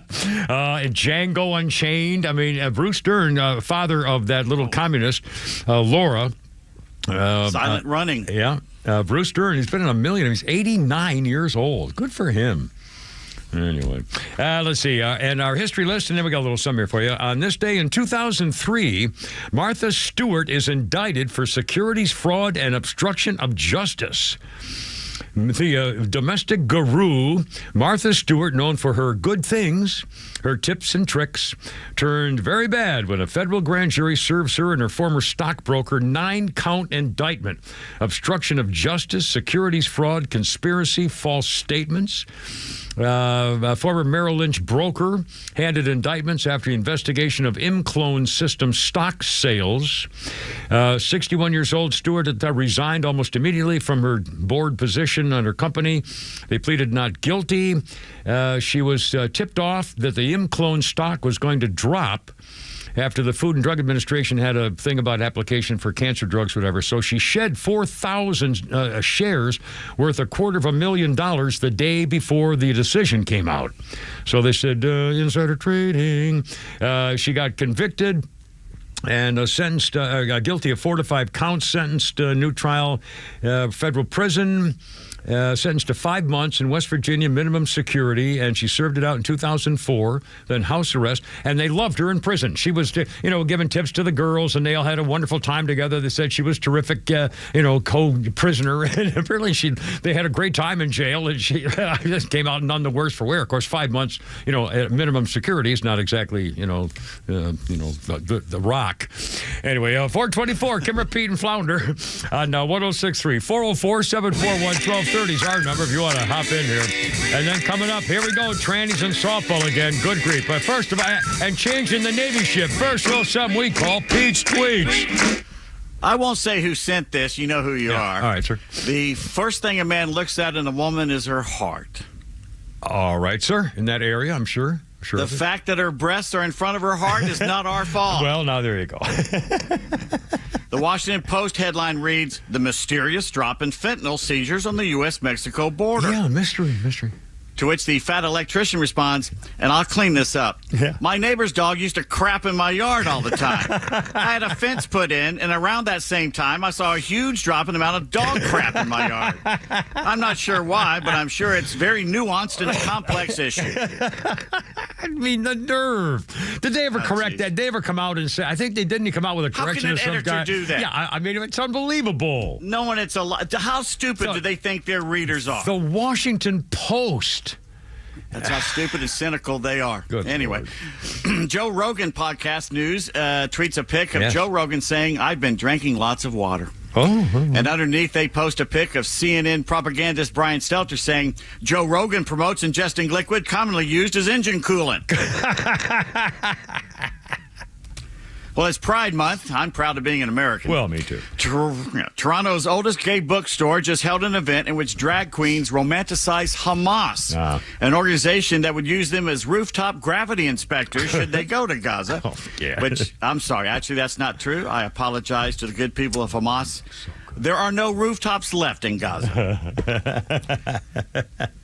I'm sorry. You weren't paying attention. I know. Well, she came by. She looked so the pretty. Show there. I even talked to her. I told her hair looked so beautiful today because she had it all out and full and everything. She blew me a kiss, and I got to acknowledge it. I'm so sorry. I didn't mean to be offensive in any way, but I got to take care of the girls at work. All right. And by the way, Bella Princess has already yelled at me because I didn't bring any cookies in the last 2 days. So I got to bring some freaking cookies in here. Maybe Friday. I'll do it Friday. Did you know the main function of your little toe? Yeah, no, it's to balance, I think. Balance out to make sure all the furniture in the house is in place. By the way, how come that hurts so much? Here's what I did yesterday. I'm getting in the shower, and I didn't lift my foot enough, and I dragged all 5 toes across that metal thing at the bottom of the shower. Oh, no. The little bar. Oh, no. That can't be good. That's just laziness right there. Oh, that can't Not be lifting good. your foot up. Anyway, Kimmer, Pete, and Flounder, how's it going? 426 already, holy cow. And here we go, more back in the news again. This is unbelievable. Minnesota. We talked about in Massachusetts hiding illegal rapists and murderers and so forth. They just rounded up 1,500 of them. And the other issue that's going on with liberal states is the tranny issue. And here we go again, the issue of tranny in high school softball. The state of Minnesota High School League state softball tournament is underway, and at one pitcher, his name is Marissa Rothenberger. He's a trans-identifying male athlete who is pretending to be a girl, and he threw a complete game shutout against the number 2 ranked team, 5-0. He struck out 4, no runs. His participation in girls sports, growing trend. He threw 14 shutout innings, back-to-back games to go to the state tournament. 2 parents requested anonymity, are in the stand with shirts saying, "Save our girls' sports." She said, one mother said, "I'm pretty disappointed. This is frustrating. I think we've seen this happen over and over to our girls. You look online, you see women transitioning to men, and they're not dominating any of the men's sports. You don't see that, but on the women's side, you see it over and over again across the country. It's super frustrating. I knew it was eventually going to happen to my daughter. I hate to see it." Her point is well taken. Think about this. How many girls want to be boys, but you don't see them trying to play boys football or baseball or soccer or any other freaking thing there? So what the hell? They know better. They're not narcissistic freaks like the boys are. Anyway, and the parents should be ashamed by raising that freak and letting it put in his head that he's so special that he can beat up on girls. And by the way, I've not seen any video with this guy. But a father of one of the other girls said, as a father, it's a violation of federal law. This Minnesota's doing that. To ignore it, it's outrageous. If they want to continue playing sports, which is great, then play baseball or do things where have some another league. I mean, there's a lot of ways you can get around this. But again, and when you saw that guy the other day, the video we talked about, the guy who won 2 of 3 long jump and track and field events, and when he got up to the podium, he was doing all that swishy, sissy stuff with his hands and going, girls don't do. He's acting. He's pretending to be a sissy. Women don't act like that. When's the last girl? When is the last girl you actually saw like that? It's learned and effective behavior. It's acting. Basically what it is. Yeah, it's acting. That's and they're freaks. They're tranny freaks. Yeah. They're trying to destroy the nuclear family. They're trying to destroy society. Basically what they're doing. Their parents are enabling them. The officials in Minnesota and California are enabling them. Their laws are on the books. Prosecute them. And again, you have a right to live, and I feel bad for him. I don't have anything personally against trans. I don't anymore. I feel bad for the regular ones, not the ones doing this. Yeah, right. Not the outrageous, trying to give me, and like it whether you like it or not. You accept me, girls. But it's just you can't.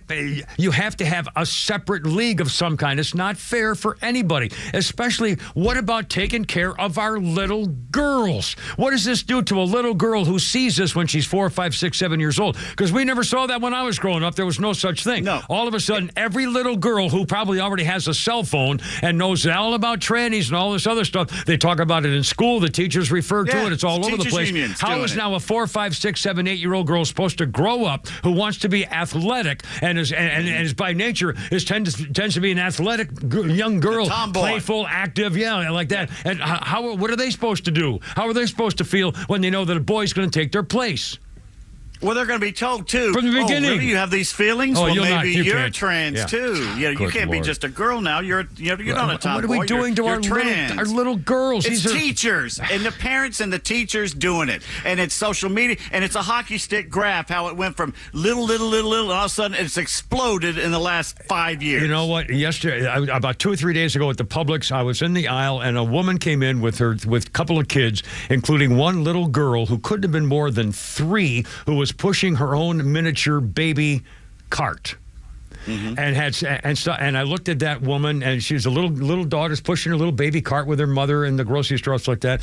And I looked at that woman, and I said, that's one of the sweetest things I've ever seen. And I'm feeling so much right now by my 2 little daughters, reminding me of what it's like as little girls. And I said, Madam, I'm going to tell you now, my daughters are 53 and 50 years old this year, and they grow up really fast. But I saw that little girl with her little buggy, and she was just as sweet. And she was, shopping and doing all the things like Mommy, and I thought, my God, that was a great pickup line until you hit her with the 50-year-old dog line. You should have stopped there. No, there was no. I've given up. I don't even. I said no. Just you go ahead and Of course now, and then I take off my hat. As old as I am, it doesn't really matter, does it? So I don't even. I don't want to spoil it for them. 4:32, Kevin, Pete, and Flounder, and there's so much more. I guess probably. I'm promising. Look out.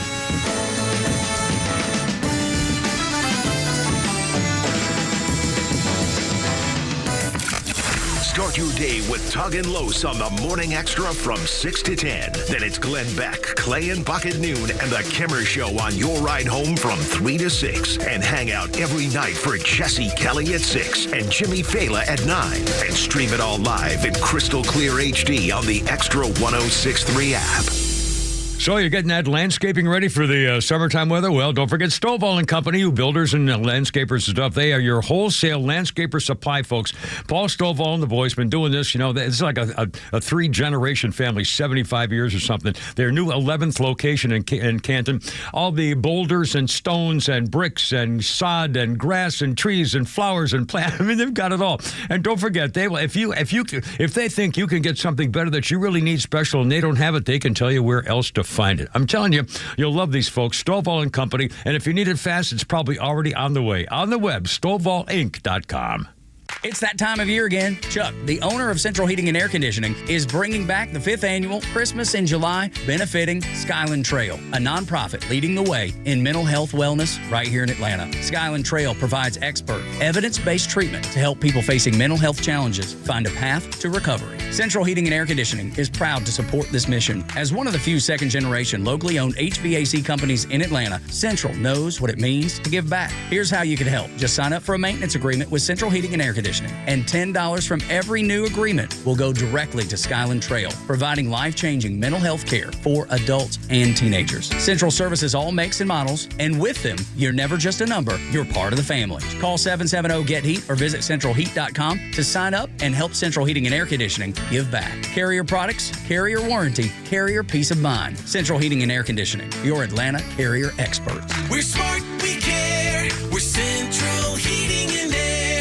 There are nut jobs on the road. Who knows where they learn to drive? If one of them hits you, don't take care of it on your own. Call my friend David Van Sant, 855-GA-INJURY. Van Sant Law, one of Georgia's top-rated personal injury lawyers and car accident firms. Time is of the essence. Don't waste any. The longer you wait to get the right lawyer, the longer it takes to get the compensation you deserve. Call Van Sant Law today. The number is 855-GA-INJURY. VanSantLaw.com. Hey, it's Front Office Lowe's for True Prep. True Prep, Atlanta's preparedness superstore, is not only the go-to location for security and preparedness, it's also the hotspot for incredible savings. Visit True Prep's new deals page to discover hot sales and clearance items on firearms, prepping gear, and more. Then, check out the used and consignment page for top quality guns and gear at unbeatable prices. Both pages update automatically throughout the day as new products are added. So check back often to snag the best offers. Check them out now at TruePrep.com. That's TRUPrep.com. When you enter the financial red zone, it's time to start rethinking your financial strategies and protecting what you've built. Coach Pete, what should we consider in the financial red zone? As we enter that financial red zone, which is over age 50, we must have some money put aside that's going to give us a guaranteed lifetime income. Without income, you don't have a retirement. Now, you get your Social Security, so work on maximizing that, but then you've got money in 401ks, 403bs, TSPs, IRAs, anywhere you have money, and it's a nice lump sum. But we need to figure out how much income you can get from the lump sum you have that's guaranteed for life. That takes all the worry out of it in retirement. If you already know, you've already got the money put aside. You don't have to get a checkbook out. The money's already there. Just make sure it's in the right place to give you and your family that lifetime income you can never outlive. For a comprehensive and customized retirement review, call Coach Pete's local trusted advisor, Craig Chandler of Chandler Wealth Management. 800-419-6164. 800-419-6164. Extra 106.3 personalities aren't afraid to tell it like it is. Without Donald Trump, nothing that's going on would be happening right now. Donald Trump is changing the world. And you'll never hear us spew that violent rhetoric from the left. So don't be afraid to tell it like it is, because we're happy to have you as part of the Extra community. I particularly like Donald Trump's actions in getting illegal aliens the hell out of this country. Extra 106.3 and the Extra app. I got a question. Why are we even allowing Chinese students to come to America anymore? Any of them, ever. I mean, should we just stop? Can we trust the communist Chinese sending students over here to, I don't mean kindergartners, but I mean, well, them too, train them as spies. Yeah, Red Menace. Yeah. We've heard of this. Sorry, my little yellow friend. Kimmer, Peter, and Philander. Remember, Cato, attack me at any time. Now is not the time. 1977, the Jam debut single In the City made number 40 in Britain. It went on to score 18 consecutive top 40 singles in the United Kingdom. From their debut in 1977 to their breakup in 1982, the Jam had 4 number 1 hits and 18 consecutive top 40s. The Jam, all right, sir?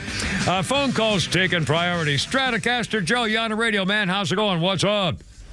It's going good, Kimmer. I was just going to add in and mention that that Operation Dynamo with Dunkirk. the British civilian boats evacuating the Dunkirk people there was pretty well chronicled in the 1942 movie Mrs. Miniver with Greer Garson and Walter Oh, Pigeon. my Lord. I don't think I ever saw it, but I remember Greer Garson, oh, my goodness, and Mrs. Miniver. I remember that. I remember the title and the thing. I'll be darned. It was pretty well shot. With they had their own boat, and they went over to Dunkirk and picked up some people and brought them back. Can you, think about that. Back in that time, 338,000 soldiers had to be rescued, and it was done by civilians who came over there in everything from canoes to rafts. I mean, it was unbelievable. What an effort. It's some very, very good scenes in that movie with lots of boats going across and lots of boats bringing them back. It's Mrs. Miniver. What was the official title? Mrs. Minifer is the name of the movie, 1942. All right. Hey, thanks, man. Good to talk. Stratocaster Joel. There you go. It's up for 5, my friend. 439, Kimmer, Pete, and Flounder. Our birthday list includes, let's see. Well, let's El DeBarge. El DeBarge is a singer, and the only song I remember from him is I Wonder Who's Holding Donna Now. What a sad song. The guy's heartbroken because someone's got his girlfriend. Yeah, tell me about it. So I stopped listening to that one day. Anyway, and our history list includes, on this day in 1972, communist activist Angela Davis is acquitted. The black commie philosophy professor at University of California in L.A., UCLA, acquitted on charges of conspiracy, murder, and kidnapping in San Jose, California. She was arrested in 1970 in New York, a shootout that occurred in a California courtroom.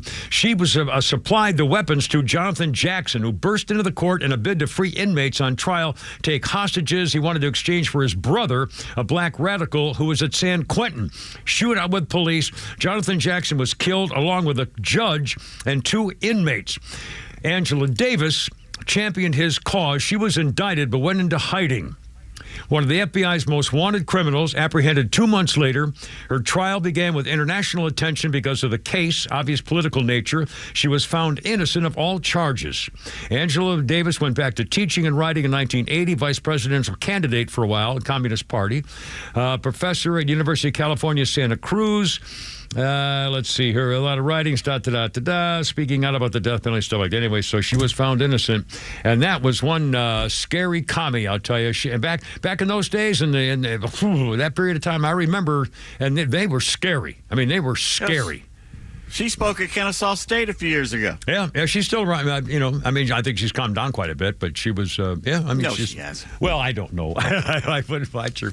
Oh, by the way, I thought this was kind of cool. And again, think about it. And here we go. And it's going to, I really haven't seen much reaction to the fact that our Department of Defense Secretary Pete Hegseth wants to get rid of the name Harvey Milk on a warship for the United States Navy. Pete Hegseth has ordered the renaming of the ship named after the San Francisco gay rights activist Harvey Milk. Military Times reports the official at the department said, yes, the timing of the announcement during Pride Week, Pride Month was intentional. And the Department of the Navy under the Department of Defense is now making sure that their priorities are reestablishing the warrior culture, unquote. Hegseth is committed to ensuring the names attached to all Department of Defense installations and assets are reflective of the Commander-in-Chief's priorities, our nation's history, and the war ethos. Harvey Milk was in San Francisco. And he was one of the first openly gay elected officials in the United States, elected to public office in San Francisco in 1977. He was in the Navy in 1951, but they kicked him out because of his sexual orientation, and he was murdered. And I remember when I was in San Francisco in 1980 for a couple of years, and I remember the whole and the guy who killed him, as I recall, was the Twinkie defense. The guy who killed Harvey, what's his name there? Harvey Milk. Dan, yeah. Okay. What? Oh, God, if you had said, I would have had it. And his defense was that he was high on sugar from eating all those Twinkies, and he got freaked out, and he killed him. And it was his end. And he got convicted and sentenced. And I think he killed himself, if I'm not mistaken. I think he came out, he got out of prison and then killed himself. So the whole thing was just appalling. Anyway, all right, 443. I wonder whether the Democrats are going to start liking Elon Musk again. Elon Musk, have you heard what he said lately? And by the way, I think this is kind of he's got the right to do it, and I guess they knew it was coming, so, he's a big boy. Elon Musk has a scathing rebuke of the one big beautiful bill that they've been voting on in Congress and the House, and the Senate's taking it up. This immense level of overspending will drive America into debt slavery. Interest payments already consume 25% of all government revenue. If the massive deficit spending continues, there will only be money for interest payments and nothing else. No Social Security, no medical, no defense, nothing. He said, I'm sorry, I can't stand it anymore. This massive, outrageous, pork-filled congressional spending bill is a disgusting abomination. Shame on those who voted for it. You know you did wrong. You know it, said Elon Musk. Well, the White House says, we know there's really not much they can say other than they say you're wrong. We believe you're wrong. And we just somebody's going to be right or wrong at the end of this, and we'll find out what tariffs are going to make a difference in the tax spending and everything. And we'll see. This is the difference between our side and their side. Our side actually has debates among each other. We have disagreements sometimes, and we say it in public. Yeah. And we actually logically debate something and say this is not right or this is right. Their side, like communists do, march lockstep, arm in arm, getting the word from on high, how they should think and what they should say, the DNC facts every day, and they just all get behind each other like lemmings, like a herd, where our side actually has individuals thinking and can have disagreements every now and then. Yeah. Well, they have to have their code words like oligarchy. They come out with the same word, every single one of them in lockstep. Good grief. 4:45. Flown, do we have that sound of the Democrats complaining about the Republic? In fact, speaking of Elon Musk, they loved Elon Musk, then they hated him because he was with Trump. I wonder whether they're going to like him again. But here's another little montage for your enjoyment of Democrats complaining about the big bill and Republican policies in Congress these days. Flown? Easy.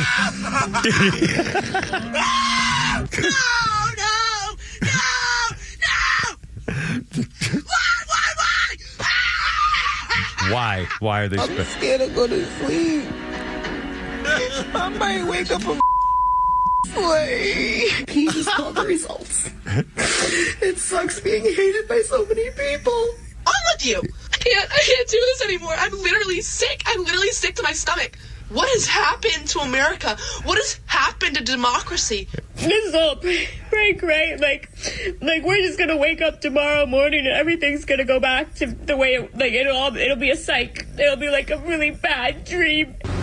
I was just walking down the street to go get my medication because I'm out and I need it for today. And I saw a woman walking her 2 kids. And she had this look on her face. And I looked at her, we made eye contact, we both kind of nodded. Like we were both idiots. Just devastated.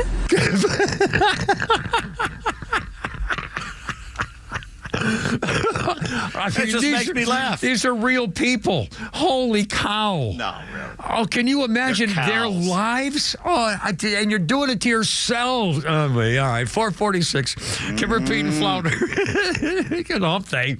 Oh, mercy. Only Grabbing Sports coming up. We got a game, and we got all kinds of good stuff here with Kimber, Pete, and Flounder on 106.3 right here.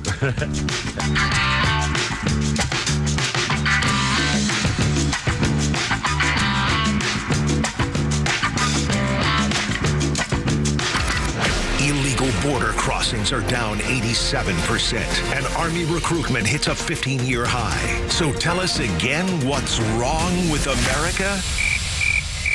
Yeah, exactly. Get it right with Atlanta's only conservative voice, XTRA 106.3 and the XTRA app. It's time to slide into summer at Truist Park as the Arizona Diamondbacks face the Braves, June 3rd through the 5th. And May and the A deals are extended through this series as well. That means $10 tickets and parking, $1.99 hot dogs, and $3.99 Miller High Life. Grab your crew and head to Truist Park to make the most of your summer. Find all the details for the month of June and purchase your tickets at Braves.com/summer. Atlanta Braves Baseball. We are Braves country.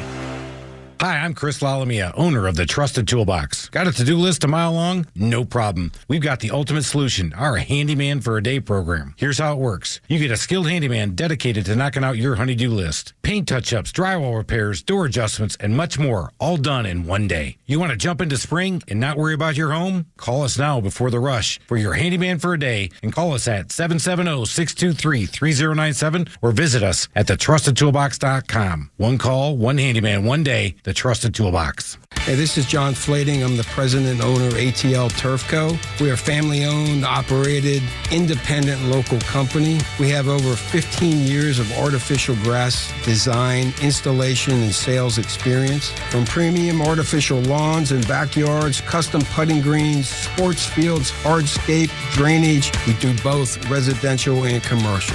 If you can dream it, we can build it. Just go to atlturfco.com to schedule an appointment. Millions of Americans take medicine like Ozempic and Zepbound. Many of them are overpaying by thousands of dollars a year.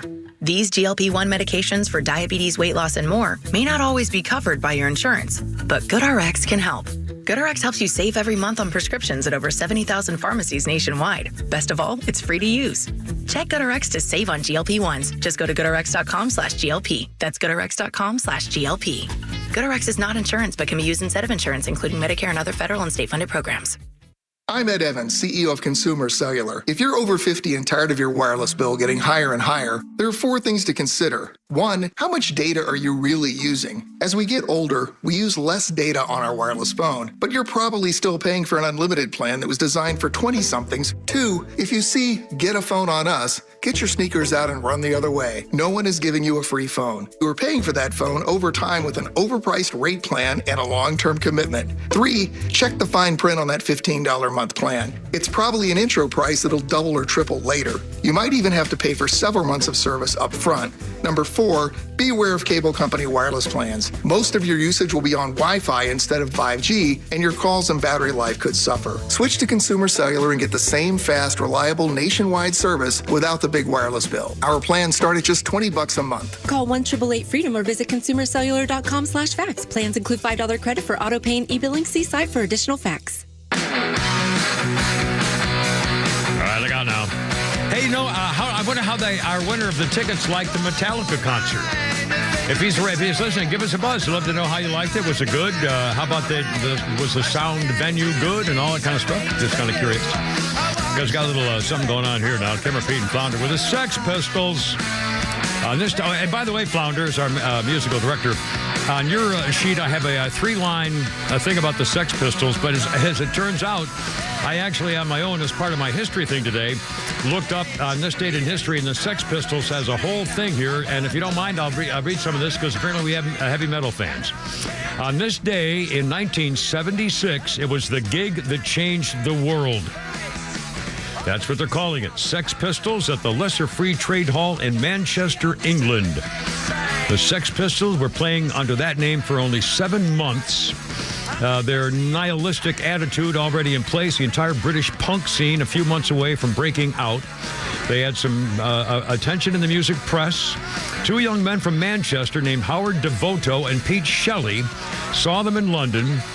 Devoto and Shelley arranged for them to come north and play for the Trade Hall. They formed their own band called the Buzzcocks.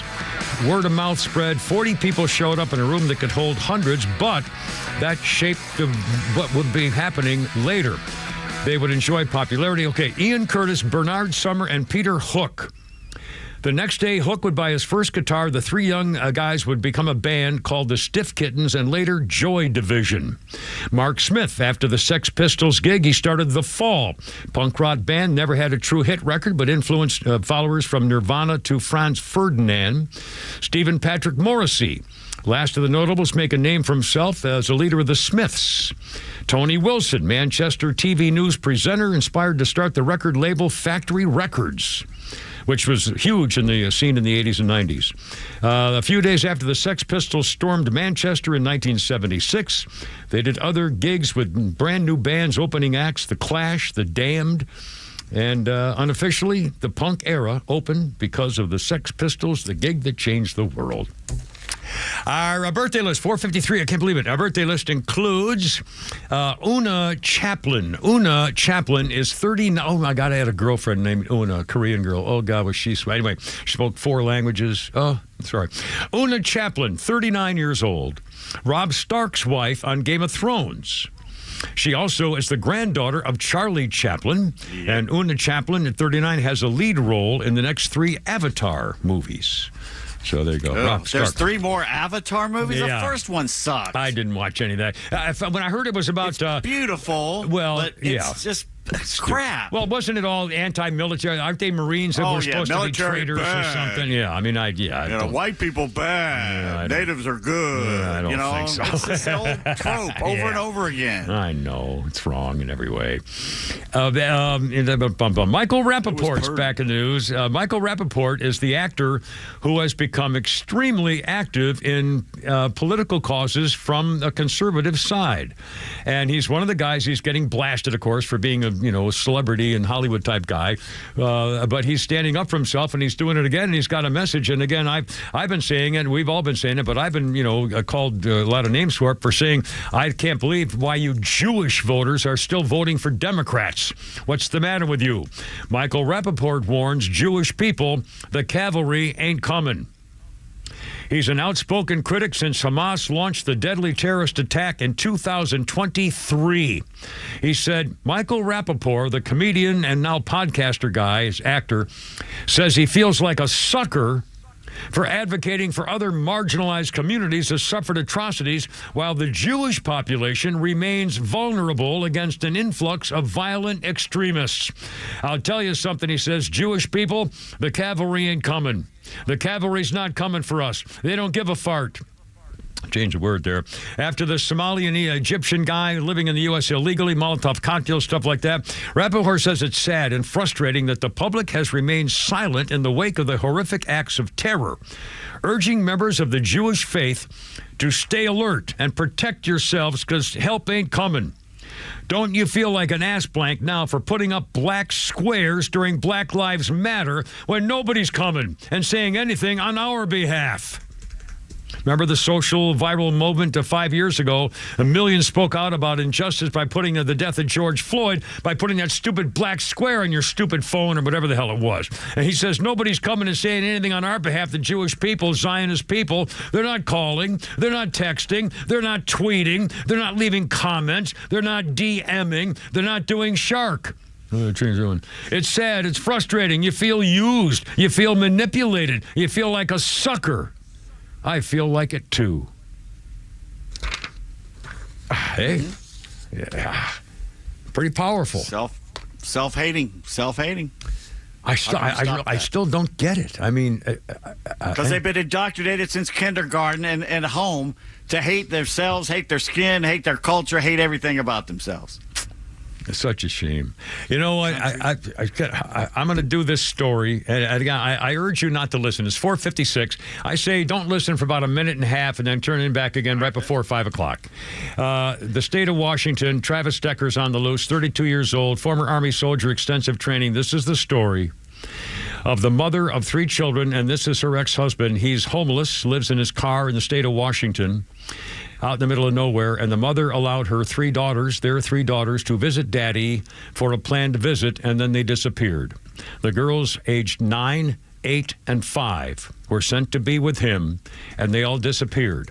They found his car, and then they found the girls. The girls were all dead. The girls, aged 9, 8, and 5, had their hands tied with zip ties and bags over their heads. He suffocated them. They found him near his car. Died from asphyxiation. Jeez, I can't even say it. 4:57. I don't have words. The human race, how is it possible? He apparently was off his meds. I mean, and again, how could he? I don't believe anything about it. It's just horrible. It's horrible, horrible, horrible. And I'm a father of two daughters and 2 granddaughters. I can't imagine. I can't struggle. Oh, God. 4:57. All right, hold on. Coming down. We got a game to play. Oh, also, why you should not break in and steal stuff belonging to the family of John Gotti in New York. There could be a lesson there when they say, I want my stuff back. Also, Trevor Bauer's in the news. Holy crap of sports is coming up. How about a Flounders Funny here as we bring a little levity into the mix before our 5 I've learned 2 things about Gen Z. They're depressed. We've established that. And they hate the government. Yes. Right? They're suicidal. And they hate America. And I'm like, you know what? This is the perfect generation to introduce them to Islam. Do you know what I'm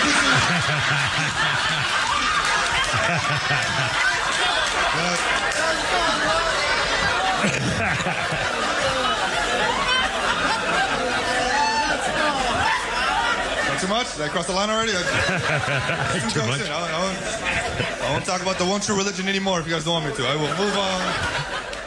Who's that there, Flounder? Oh, did Flounder? I can, let's see. Duwad Nimyar.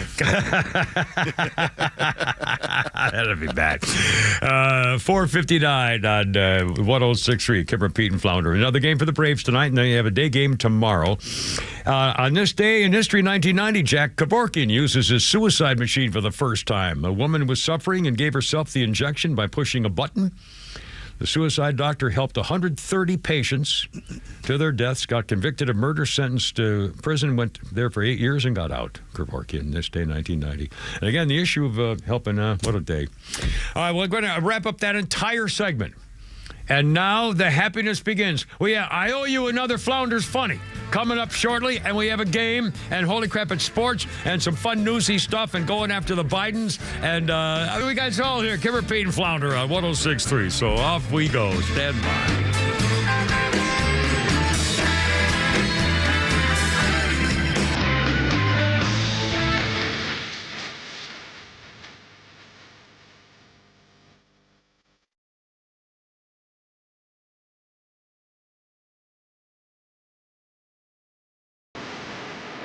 The Morning Extra, every weekday morning from 6 to 10 on WFOM and W292 EV Marietta, a Dickey Broadcasting Station. Extra 106.3. A legal fight over a suspect's family. I'm Lisa Brady, Fox News. A day after the wife and 5 children of the Boulder attack suspect were detained by immigration officials, a federal judge is blocking their deportation, at least for now. No family members have been charged, but the Homeland Security Secretary has said they're investigating what, if anything, the family knew about Sunday's Molotov cocktail attack. The FBI confirming more injuries today, 15 people in all and a dog. The suspect, charged with state and federal counts, is an Egyptian national who overstayed a visa. Earlier today, Colorado Governor Jared Polis, alongside faith and community leaders. We will not be silenced. We're scared. We will not let the demons of hate define us. Visiting the attack site in Boulder. Democrats in Congress pouncing on a new estimate showing a House-passed budget package would increase the deficit and leave millions more Americans uninsured. The Republicans' big, ugly bill is going to cause unnecessary death. California Congressman Ted Lieu, the White House criticizing assumptions made by the Congressional Budget Office. Some Republicans want more spending cuts. Kentucky Senator Rand Paul telling Fox Business, I want to vote for the big but not yet beautiful bill, but it's got to freshen up a bit. We're looking for a little bit of makeup here and there. He also says raising the debt limit, which is part of the House package, should be proposed separately. The president joining one Democrat's call for lawmakers to scrap the debt limit. President Trump says he finally agrees with Senator Elizabeth Warren that the U.S. debt limit should be entirely scrapped to prevent an economic catastrophe. The one big, beautiful bill passed by the House increases the borrowing limit by $4 trillion. A Senate proposal would increase it by $5 trillion. Breaching the debt limit would mean the U.S. is unable to borrow money needed to pay for existing expenses. Fox's Jared Halpern at the White House. America is listening to Fox News. Summer is all about making memories, right? Backyard barbecues, road trips, maybe finally getting around to that hiking trail you've been eyeballing. But if you're living with pain, those future memories can be stolen from you. So here's a thought. Call 1-800-4RELIEF and try Relief Factor. Relief Factor is a 100% drug-free daily supplement designed to help your body fight pain. It's a doctor-developed formula made from natural ingredients. Best part? Relief Factor doesn't mask pain. It helps reduce or even eliminate it for good. Whether it's kayaking, running around with the little ones, or just chilling in a hammock, Relief Factor can help you feel better, move better, and do more of the things you love all summer long. So if you're ready to reclaim your summer, head over to ReliefFactor.com or give them a call at 1-800-4RELIEF. Do it now and get their 3-week quick start for just $19.95. That's 1-800-4-RELIEF.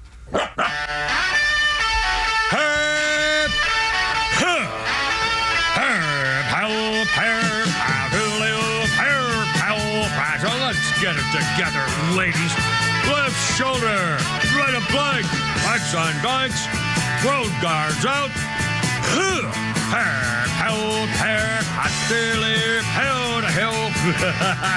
Stand by. It's only me. It's only the Kipper Silly 503 with Pete Davis and Flounder at the controls on your hump day. Braves try again tonight against Arizona, and we'll see. Hoping for good things, and it's still hopefully a long season. I'm not nervous about the outcome of the Braves season at this point. We'll see. Life is good. Kipper, Pete, and Flounder. Here's number 404-741-1230, 741-1230. I owe you a Flounder's Funny. We'll have to get one of those, and we also have a game coming up here shortly, and Holy Crap at Sports here shortly. A lot of sports stuff.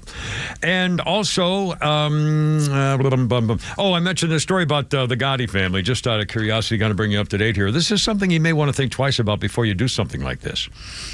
Apparently, John and Frankie Gotti are grandsons of the late Teflon Don John Gotti.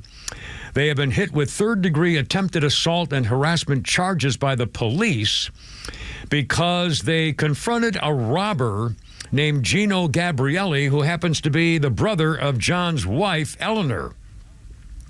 And what happened was, the funny part of this says, the lawyer for one of the two grandsons of John Gotti says, he got what was coming to him. This guy, he said this guy Gino had some kind of an issue, and the brothers went to talk to him about it. What happened was, Gambrelli, this guy, entered a bedroom window at John Gotti's Jamaica house, and he stole $3,000, a pair of his sister's earrings. Again, his sister's married to one of the guys here. Stole $3,000, a pair of his sister's earrings, a watch, a wallet, a belt, and he was caught on surveillance camera breaking into the home.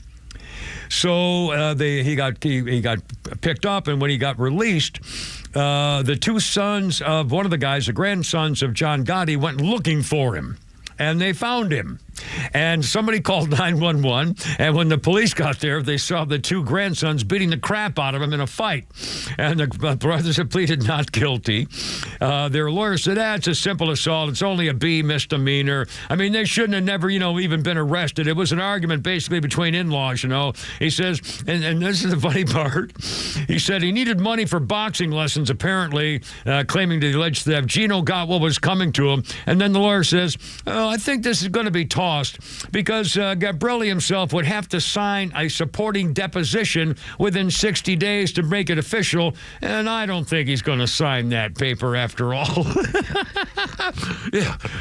How do you like living when you're home that isn't on fire today? How about that wife of yours, buddy? How about that cute little wife of yours? Jeez, America. 506, give Pete and Flounder. 405, what's better? We got a little something there? Yeah, we got Lynn on the phone. He wanted to chat with you. Hello, Lynn. Welcome aboard. How's your Wednesday? What's up?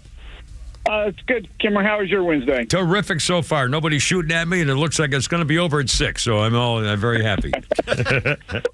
Now, you mentioned Jimmy Atchison earlier. Yeah. Jimmy Atchison was actually murdered. He had his hands up. He was unarmed, and he was in his boxers. That is testimony from other police officers that was on the scene. That police officer actually murdered him in cold blood.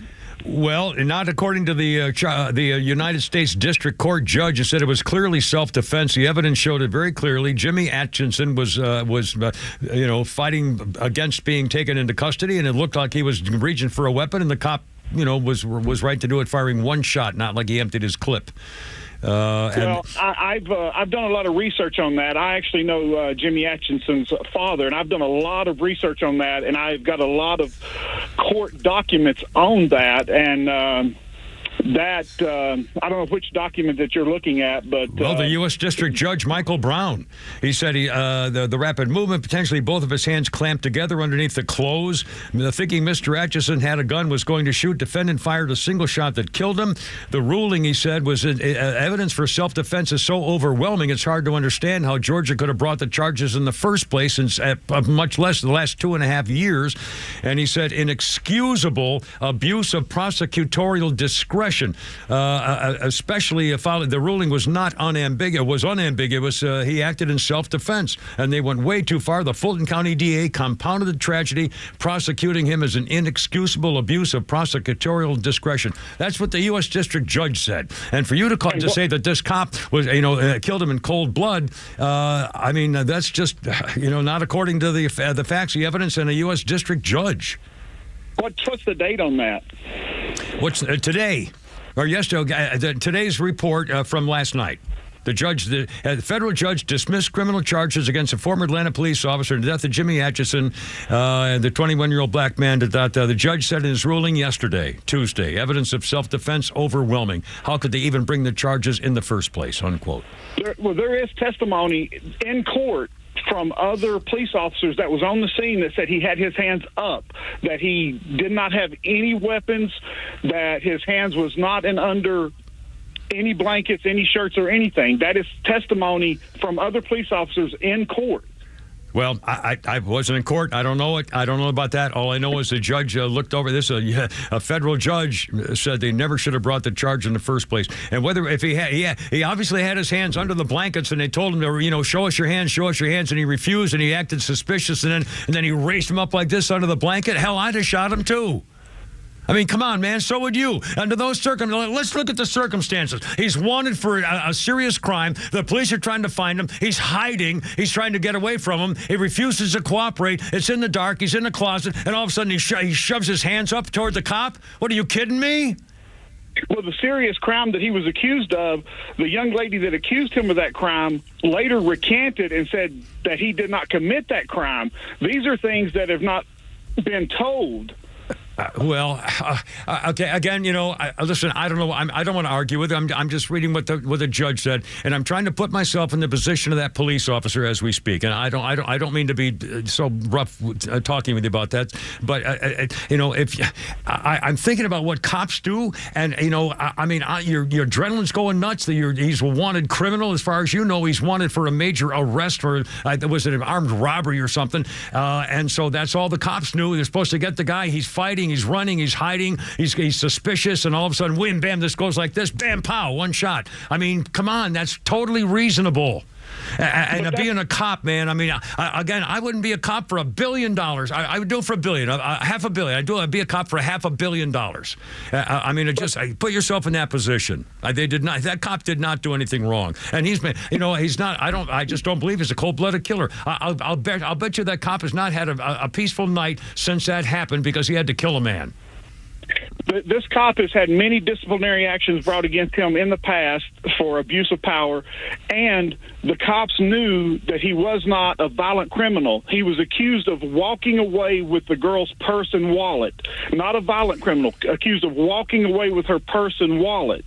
That was the crime he was accused of. Okay, but that wasn't where the cop was, and that wasn't where he was arrested walking down the street. He was arrested hiding from the cops and in a very suspicious way. Again, I mean, you can talk all you want. Well, that cop was a bad guy 7 years ago. I'll be damned. What's that got to do with him confronting that guy in a freaking closet, hiding with his hands under a blanket? I mean, I'm sorry. The guy, he's dead. It's terrible. But he should have cooperated. He said, I'm over here, officer. I didn't do anything, and I don't have anything in my hands. How about that? How about maybe he was freaking doing something so stupid that he was asking for trouble? He was running and hiding from the cops and acting suspiciously like he was going to shoot one of them. My God, man. I mean, this is outrageous. It's terrible. It's horrible. He's dead. He should not be dead. But that cop shouldn't have had to kill him either. Anyway, I'm sorry. I'm glad you called. I'm not going to go. I don't know the court case about it, passed up and he walked away. Well, tough freaking bad. Then he should have walked away toward the police station if he didn't do anything. Anyway, God, all right. I'm glad you called, but again, it's just when you start talking about cops, he abused his authority. He was going to be killed. He thought he was going to die. And let me tell you something. If you're ever in a situation where you're afraid somebody's going to shoot at you because that's what they're trying to do, you react a little differently. I mean, when it's real. These cops are facing this when he didn't know what that guy had a gun or not. He assumed he had a gun. He was a wanted criminal. The cop had to assume he had a freaking gun. He was hiding and sneaking and he wouldn't cooperate. I mean, what would you think? God, I mean, for God's sakes. I'd put yourself in a cop pulling a car over 3 o'clock in the morning, come up to a tinted window and hoping the guy isn't pointing a gun at your chest. Jeez, you don't think he's a little nervous? The cop thought he was going to be killed. And he acted bam like that. He's under the thing and going like this, bam. Jeez, I mean, how hard is that to understand? And again, sir, I'm sorry for your friend. I know the father. I'm sorry. I'll pray for his peace and the family. He never should have died, but the cop never should have had to kill him. I mean, it's horrible all the way around. All right, 513. And now the actual program. I'm seriously, God, give me a break.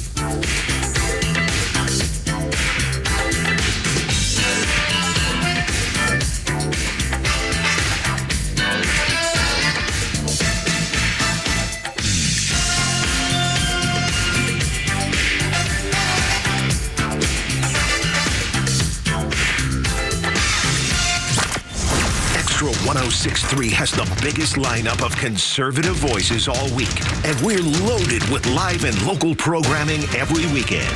The All Four Seasons Home Show, Back Your Blue, Ben Burnett, Janelle King, and NASCAR on Sundays. See the full weekend lineup at XTRA1063.com and stream it free on the XTRA app. Well, let's see. The last few weeks, I've had been sideswiped in my car and hit from behind on my chopper. Luckily, David Van Sant is always going to be there should I need him with any problem with, if you have a problem with an insurance company or, you need to get paid for something that happened to you and you didn't even do anything or whatever, David Van Sant's the guy who's going to get your money. David Van Sant, incidentally, he is on the list of the 100 top trial lawyers in Georgia. He is also on what they call their super lawyer list. It's true. For years and years and years, David Van Sant used to work for the insurance companies. He knows all about their tables and charts and graphs and how much they want to pay for this and that, and they don't want to pay anymore. Well, that's tough because not everything's the same. Not everything's, a lot of different stuff. They may need a rental car for extra or the parts aren't there or something happens or whatever. You don't want to argue with an insurance company. They have lawyers out of the gazoo. Well, you do too with David Van Sant. Or don't forget, if you don't get paid, he doesn't get paid. You are number one. It's complicated. Let him straighten it out. Here's a number, 855-GA-INJURY. On the web, vansantlaw.com. Hey, it's Front Office Lowe's here to tell you about a new company that is changing the way people buy their next pre-owned car or truck. At The Honest Car Guy, they offer a completely transparent way to purchase a vehicle. You pay what he pays, plus a small honest fee. You can choose any make or model. He will search the country for the best deal out there. He'll handle the paperwork, your trade-in, shipping, and even give you the bill of sale. Friends, I've done the research, and this is a buying process that you can trust. Call 844-SHOW-ME1 or visit online at honestcarguy.com. Special Olympics Georgia is teaming up with Dunkin' Donuts for Cops on Donut Shops on June 6th from 6 to 10 a.m. Join us for the torch run and then some treats with our heroes on the streets. Together, we'll help raise money and awareness for Special Olympics Georgia athletes. Drive through and donate at participating Dunkin' Donuts June 6th or at specialolympicsga.org. Back by popular demand, D. Geller & Son Jewelers Watches and Whiskey event is next weekend, June 13th through 15th, only at D. Geller & Son Jewelers, where we're celebrating summer and Father's Day by bringing in an incredible variety of new and pre-owned luxury Swiss timepieces. Fan favorites like Tissot and Omega, showstoppers like Rolex and Breitling, and while you're browsing, enjoy complimentary whiskey tastings thanks to Old Fourth Distillery. It's next weekend, June 13th through 15th. Learn more at dgeller.com. Yeah, that's right. I got it there. 1982, the best Star Trek movie of all of them. Star Trek 2, it says here. The Wrath of Khan released, where Spock dies and Kirk yells, Khan! Oh, my goodness. And now sponsored by RBM of Atlanta. Holy crap, it's sports and Pete Davis. Braves continue to falter, losing at home to the Diamondbacks 8-3 last night. Spencer Strider gave up 3 home runs, going 5 innings, 6 hits, 5 earned runs. His ERA over 5. He walked 2, struck out 4, and falls to 0-4. The Braves fell behind 4-0 early, then came back within 1 run. So I looked in on the score. It was 5-3 with 2 outs in the top of the ninth. So I thought they've got a chance. Yeah. I checked back a few minutes later. It was 8-3, still with 2 outs at the top of the ninth. This is one of the few Braves highlights. This is just his 29th pitch, and Baldwin drives one to deep right field to the chop house and out of here. The rookie of the month in the National League out to a good start here in June. He drives his 6th home run of the season into the chop house, and the Braves are on the board. It's now a 4-1 game. There you go. Ben Ingram on 680 The Fan there. Ozzie Albies an RBI. So tonight the 5-2 Merrill Kelly for Arizona against Chris Sale, who's 3-3. Sean Murphy is behind the plate. So Drake Baldwin hits a home run last night, and he's not playing tonight. Despite going 0-4 last night, somehow Alex Verdugo is back in the lineup tonight. Of course, you know, there's a righty versus lefty thing. But Eli White has more runs, more triples, more home runs, more RBIs, more stolen bases, a higher slugging percentage, and OPS. Eli White is also faster and the superior defensive player. Verdugo has a higher batting average, more doubles, and more walks. So you make the call. Wow. Who's playing? Can't you play both of them? Every other inning or something? There's got to be a way to do something. No, you can't. I know. Well, yeah, Marcel has to be the DH. Well, so, yeah, you know, right. And he's hurt. hitting. He's got that, is it an oblique hitting. thing? But he's walking. Yeah, he is. Torn muscle in his hip. Yeah.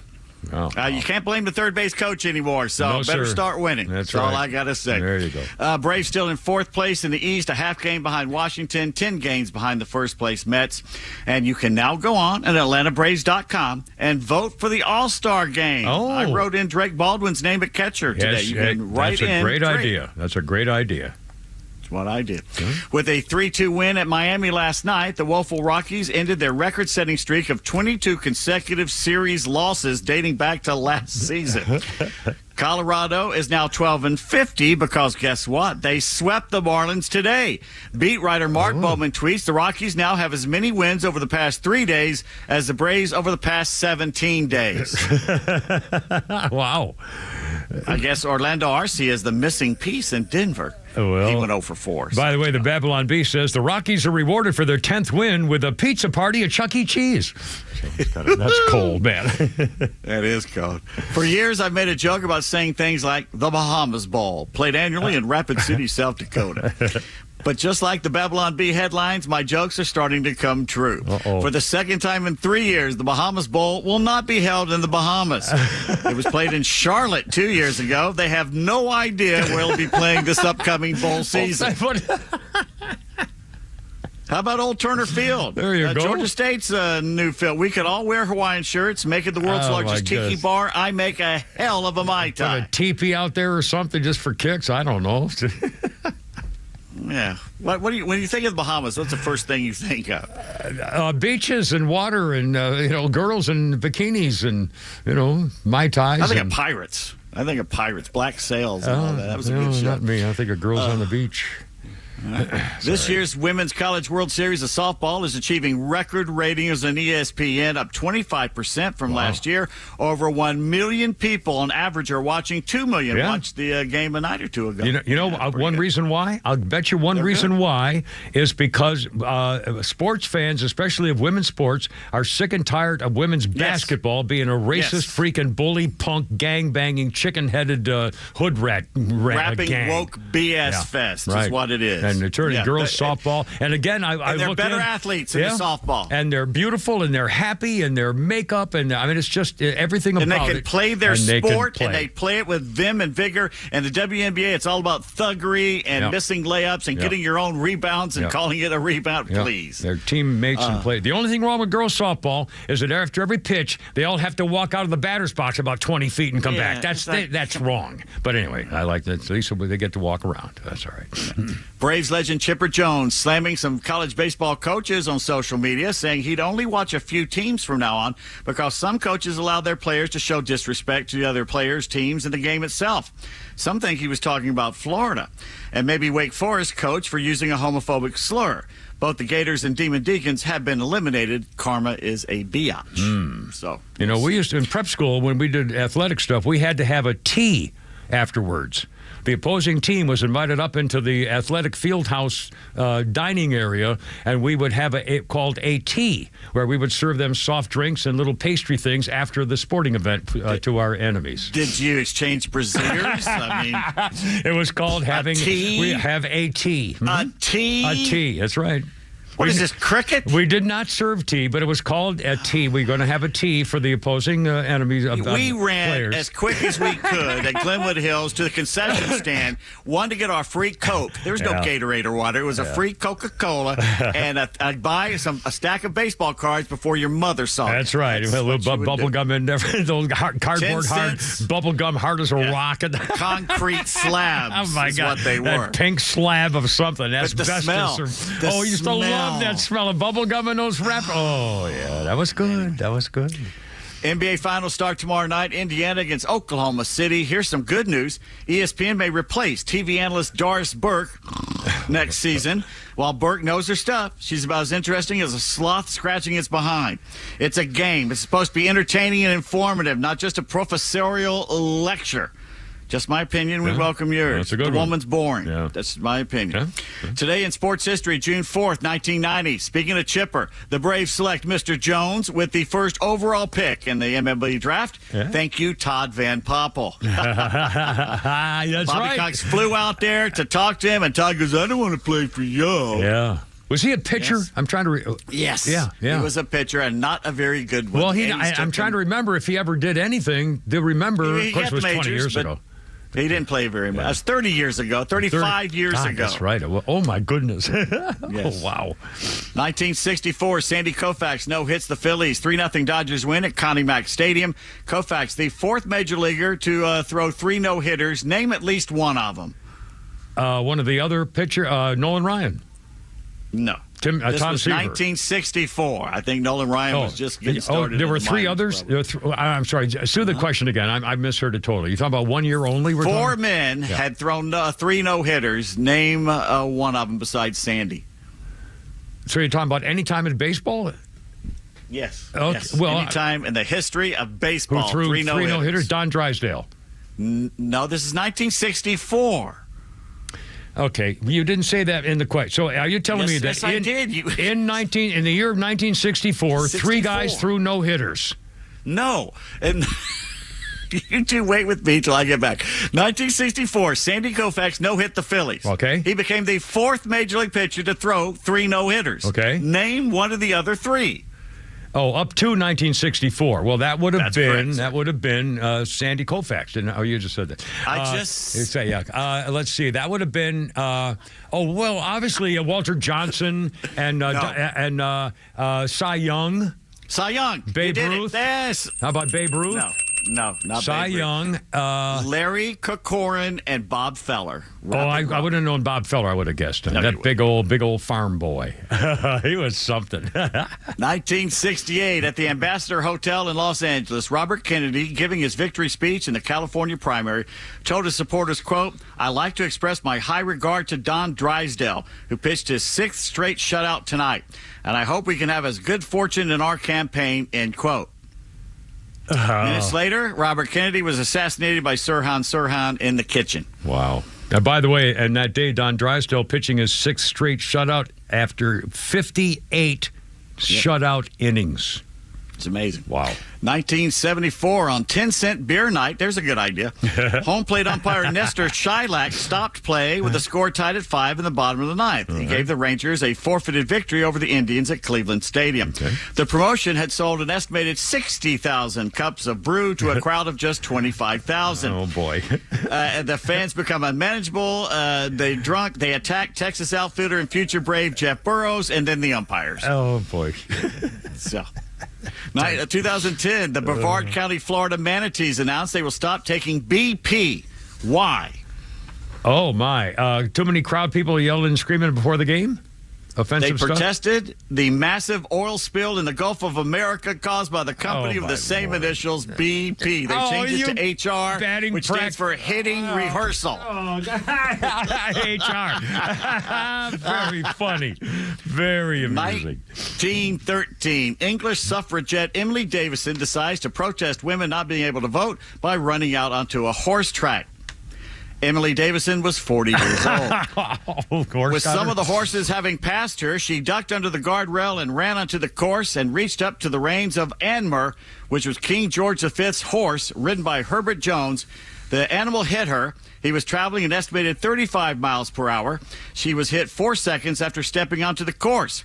Anmer fell down, partly rolled over his jockey. His foot got momentarily caught in the stirrup.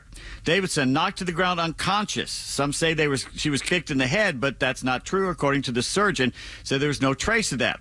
You can watch it. The event was captured on 3 newsreel cameras. Davison, operated on 2 days later, never regained consciousness. While in hospital, she received hate mail. She died from a fracture at the base of her skull. The King and Queen Mary were there to see it. In her journal, the Queen described Davison as a horrid woman. Jones suffered a concussion and other injuries. Says, I can't remember. All I know is she clutched at my horse and I felt it strike her. He recovered to race Anmer the horse at Ascot 2 weeks later. Yeah. Well, there you go. They say she was trying to pin a flag, a suffragette flag, on a moving racehorse. A racehorse, ladies and gentlemen. Yeah. 1984, 1960 champion Arnold Palmer failed to qualify for the U.S. Open Golf Championship for the first time in 32 years. 32 years. And he never won the PGA, I think was the one. Arnold Palmer never won the PGA. Speaking of golf, Pete Davis, 1927 on this day was the first Ryder Cup. Yep. Worcester Country Club in America beats Great Britain 9.5 to 2.5. Walter Hagen was the first American Ryder Cup captain. Ted Ray was the first for Great Britain Ryder Cup. And on this day in 1838, the first officially recorded baseball game played in North America, played in Beachville, Ontario. The game included 5 bases, a bat, a yarn ball covered with calf skin. 1838 American baseball in North America, Ontario. Holy cow. This game is older than a lot of people think. 1838. Officially recorded, anyway. 5:30, come here, Pete and Flounder. How's it going? We got more coming up here. Look out. Here we go. Stay by.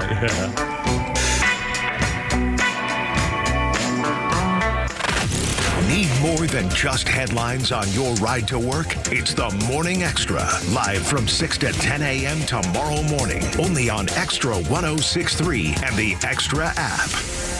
Convenience is defined as the state of being able to proceed with something with little effort or difficulty. Well, at RBM of Atlanta, we embody this philosophy. Meet our Mercedes-Benz pickup and delivery service. It gives you back time and money. Does your Mercedes-Benz need service? If so, we'll pick up your vehicle that's requiring service from your home or office and bring it back to our dealership for the required service. With over 100 appointments available every weekday, over 50 appointments on Saturdays, and more than 200 courtesy vehicles in our fleet, we're here to serve. We'll work around your schedule. We're here to save you time, energy, and money. RBM of Atlanta is a J.D. Power 2023 Diamond Dealer of Excellence for the customer sales experience and Georgia's only 9-time Mercedes-Benz Best of the Best winner. We're proud to be Atlanta's Mercedes-Benz connection since 1964. Pickup and delivery service restrictions do apply. Ask your service coordinator or service advisor for details.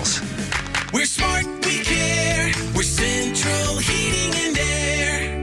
Now I know there are plenty of HVAC companies out there, but let me tell you why Central Heating and Air Conditioning stands out from the rest. These days, it's hard to tell who's on first. Everybody wants to play. Many of the local HVAC companies, though, have been sold to large conglomerates. And some are even coming back under new names. But at Central Heating and Air Conditioning, they never left the field. They've been your hometown team since 1947. And their dedication to our community has never wavered. They are the Grand Slam you can count on. Central's team of experts know the game inside and out, delivering dependable service and personalized solutions every time. So don't get caught off base. Choose the HVAC team that's always been in the game. Get Carrier products, Carrier warranty, and Carrier peace of mind. Turn to your Atlanta Carrier experts, Central Heating and Air Conditioning. Call them today, 770-GET-HEAT, or visit them online at centralheat.com. We're smart, we care. We're Central Heating and Air. Life is unpredictable, but when trouble comes, you need a team you can trust. At A Second Chance Bail Bonds,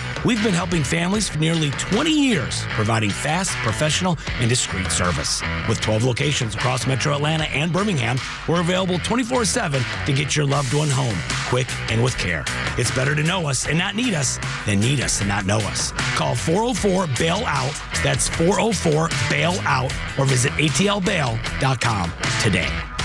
Hey, this is Matt from East Cobb. We basically bought our house from our in-laws. It was my wife's childhood home. One of the issues that we've had when we first moved in was our dog in our backyard. It was extremely shaded, could never grow grass back there. We resodded it twice. So ATL Turf Co. did an amazing job with our backyard transformation. They basically created a miniature golf hole.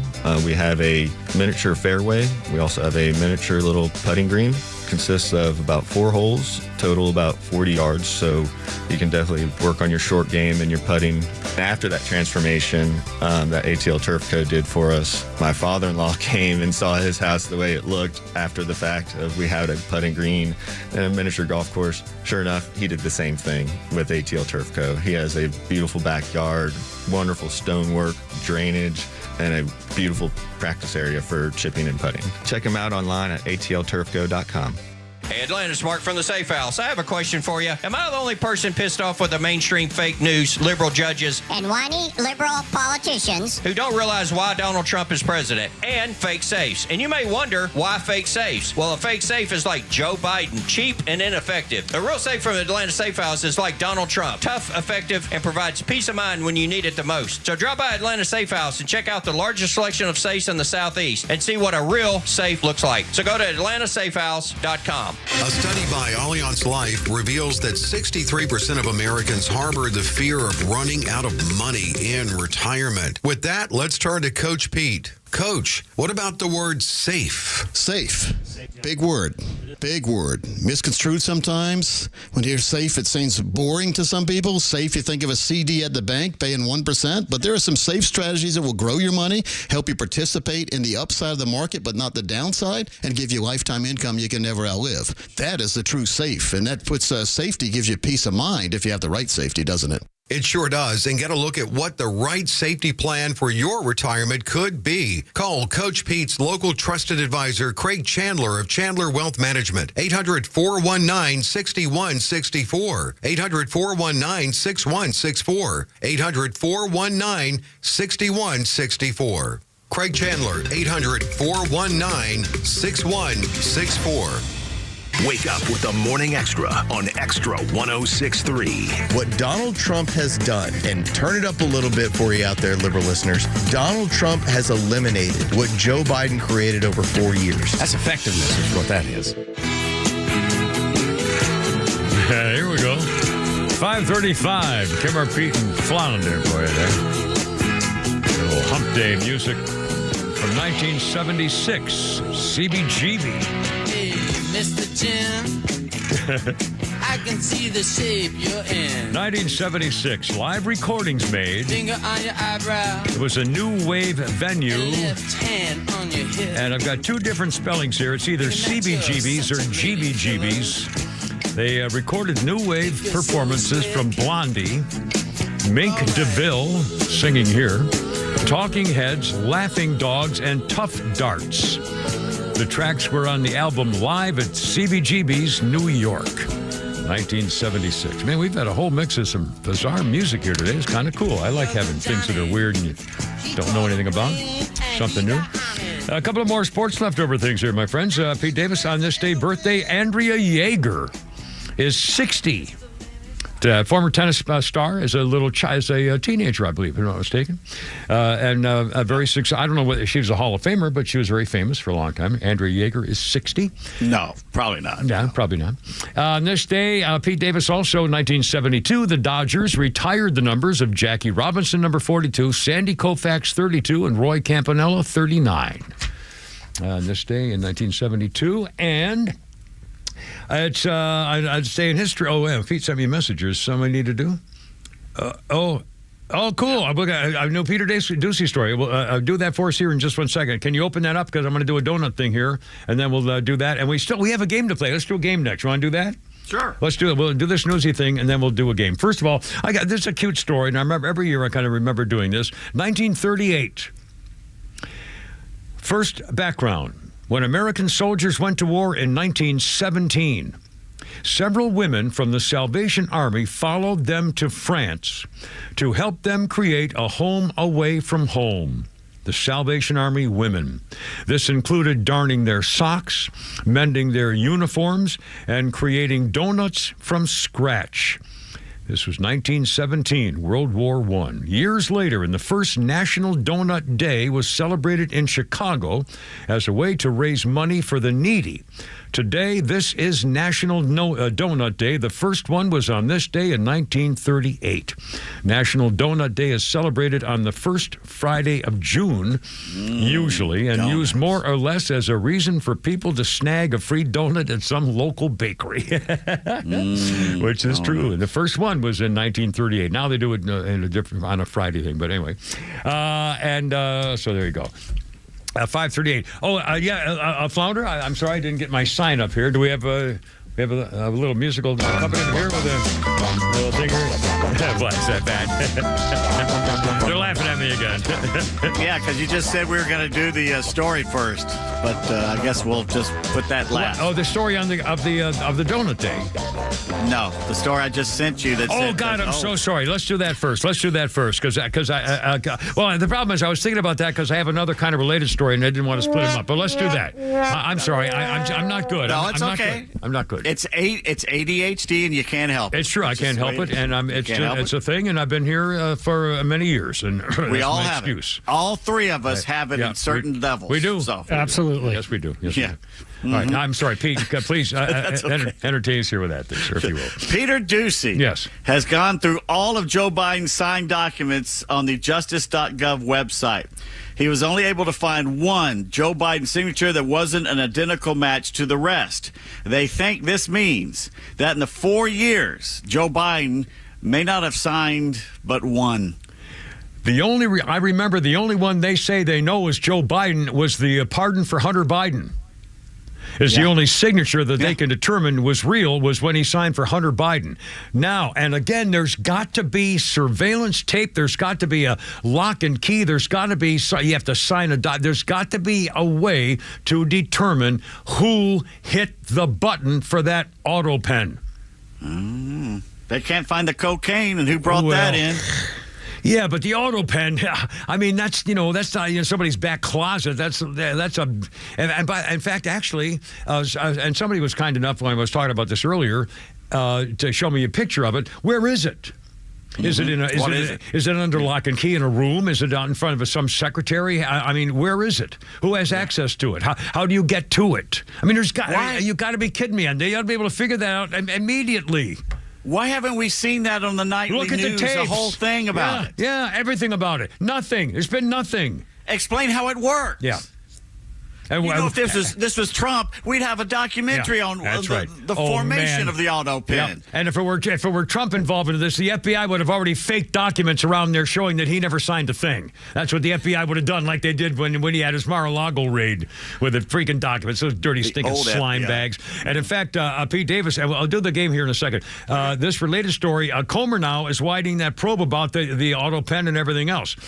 Comer of the House Oversight Committee, James Comer, Kentucky, has sent letters to 5 more staffers. That's a total of 10, including Chief of Staff Ron Klain, former Senior Communications Advisor Anita Dunn, advisors Michael Donnellan, Steve Rachetti, and former Deputy Chief for Policy Bruce Reed. He sent him a letter. Says, we want to know what you know. We're investigating this, and he sent everyone a specific letter on what they wanted from that specific person. To Ron Klain, I won't read this all or all of the people, the different 5. You cut short Ron Klain, you cut short the debate prep because of the president's fatigue and lack of familiarity with the subject matter. You said the president didn't understand what the argument was on inflation.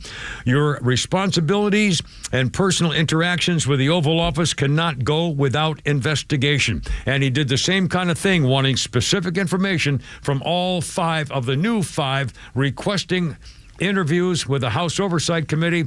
They get a letter first, and if they don't cooperate, they're probably going to get a subpoena. And he ought to be subpoenaing everybody, including the members of the Biden family who got pardons. Because even though they can't be charged with a crime, I don't believe a pardon says you never have to testify under oath before Congress about anything else. Yep. So call them before Congress, put them under oath, and say, where'd you get the money there, Christina, from your Uncle Ceausescu in Romania, little girl? Your college money, where'd that come from? Seriously, where is it now? Did you pay taxes on it? Let me see your tax forms. I mean, this is, the whole thing has got to unfold. Every stinking one needs to be put under oath before Congress. Anyway, I'm sorry you yelled at you. And now, as we said, Flounder, I'm sorry, now we're trying to musical accompaniment appears. We were going to do this. So we are ready this time. Oh, you did it, Fab. Well, I'm not sure we're ready. I'm only doing this. I'm only waving this sign. I don't know anything about being ready. Anyway, Pete Davis probably does. So what do you got there? What do you got? What is ailurophobia? Ailur, spelled A-L what? A-I-L-U-R-O phobia. Ailurophobia. It's the fear that you've hurt your elbow. Fear of cats. Really? A-I-L? Where do they get the A-L from, I wonder? I don't know. I'll be damned. Amathophobia. Well, you're scared of mathematicians, clearly. Well, close. Dust. Math? Astropophobia. Well, you're scared of getting hit by a falling star, clearly. Close. Fear of lightning. Oh, well, that makes sense. That's right. Emetophobia. Well, you're afraid I'll give you a hint. You're emitting gases without intention. Oh, you're throwing up a lot, afraid to puke? Afraid of vomiting. Oh, aren't we all? All right. That's one of the worst. Yeah. That may be the one thing I will try to stop, knowing that you can't say it's coming. But once you do, you feel 100% better. Yeah, you say, oh, thank you. Now you got to rinse your mouth. I don't try and stop it anymore. Yeah, I just say, let's get it over with right now. The last time I gave up and said, here it comes, so just go do it. So, Eruthophobia.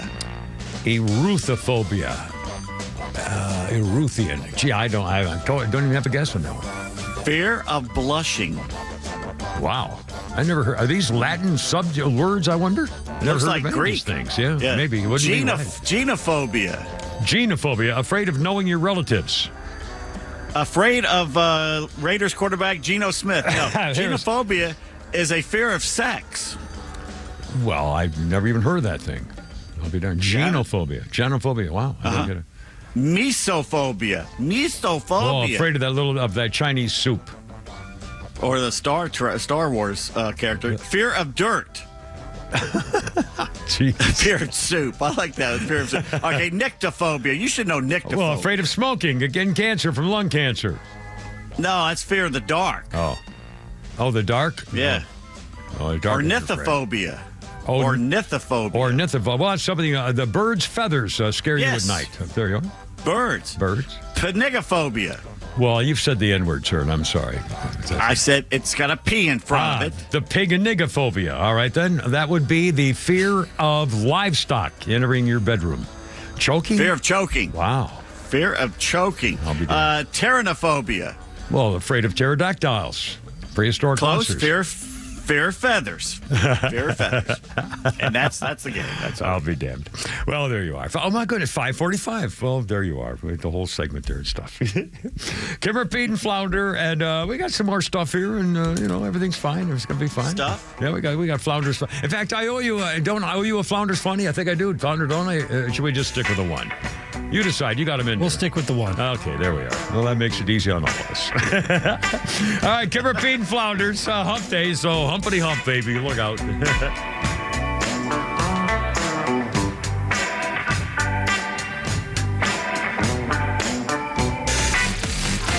The Kimmer Show is live until 6 p.m. and Extra 106.3 has the rest of your night covered with Jesse Kelly up next. Fox Across America with Jimmy Fela at 9 p.m. and The Guy Benson Show at midnight. All live on Extra 106.3 and the Extra app. Neil Borch here. Maybe you've already taken the steps to improve your health, maybe save your life. You're using a CPAP for your sleep apnea. I've been using one for well over 20 years. So right now I'm here to tell you about a source for CPAPs and CPAP supplies here in the Atlanta area. CPAPs, etc. They're in Alpharetta. They have whatever you need. Roddy and Sharon are your CPAP experts, and they'll ship nationwide. More information, CPAPs.com. You upgrade your phone, you upgrade your wardrobe, even your lawn. So why not upgrade the part of your home that actually protects your family? Southern Exteriors specializes in roofing, siding, gutters, windows, and they're making it easier than ever before with 10% off any job or 12 months of 0% financing. Hey, it's Tug, and I know the folks at Southern Exteriors. They show up, they do it right, and they stand behind their work. Call them today, 877-9-SOUTHERN, or visit southernexteriors.co.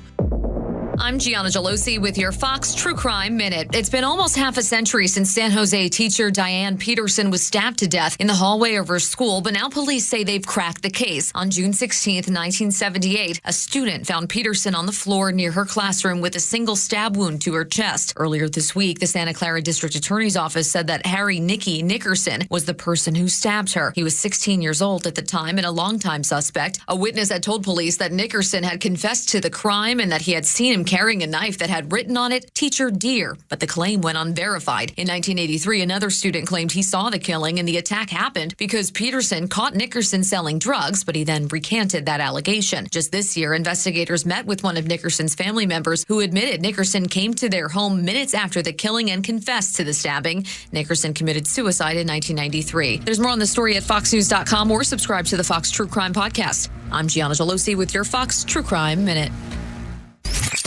Don't let your afternoon drive get bogged down with traffic and weather breaks. Just enjoy the Kimmer Show from 3 to 6 p.m. Donald Trump, the former billionaire playboy, a real estate developer from New York, is all of a sudden president of the United States again, and America spoke because we want to go back to, close the borders, let's get the economy going again, to go back to normal, values in America, stuff like that. And then all of a sudden, the Democrats can't stop. They're the ones who got Donald Trump almost murdered twice. Don't worry, it's only the Kimmer on Extra 106.3 FM and the Extra app.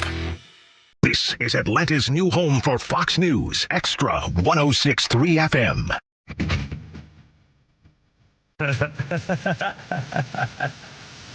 Look out, it's only me. It's only the Kimmer with Pete Davis and Flounder. And Jimmy Hedden.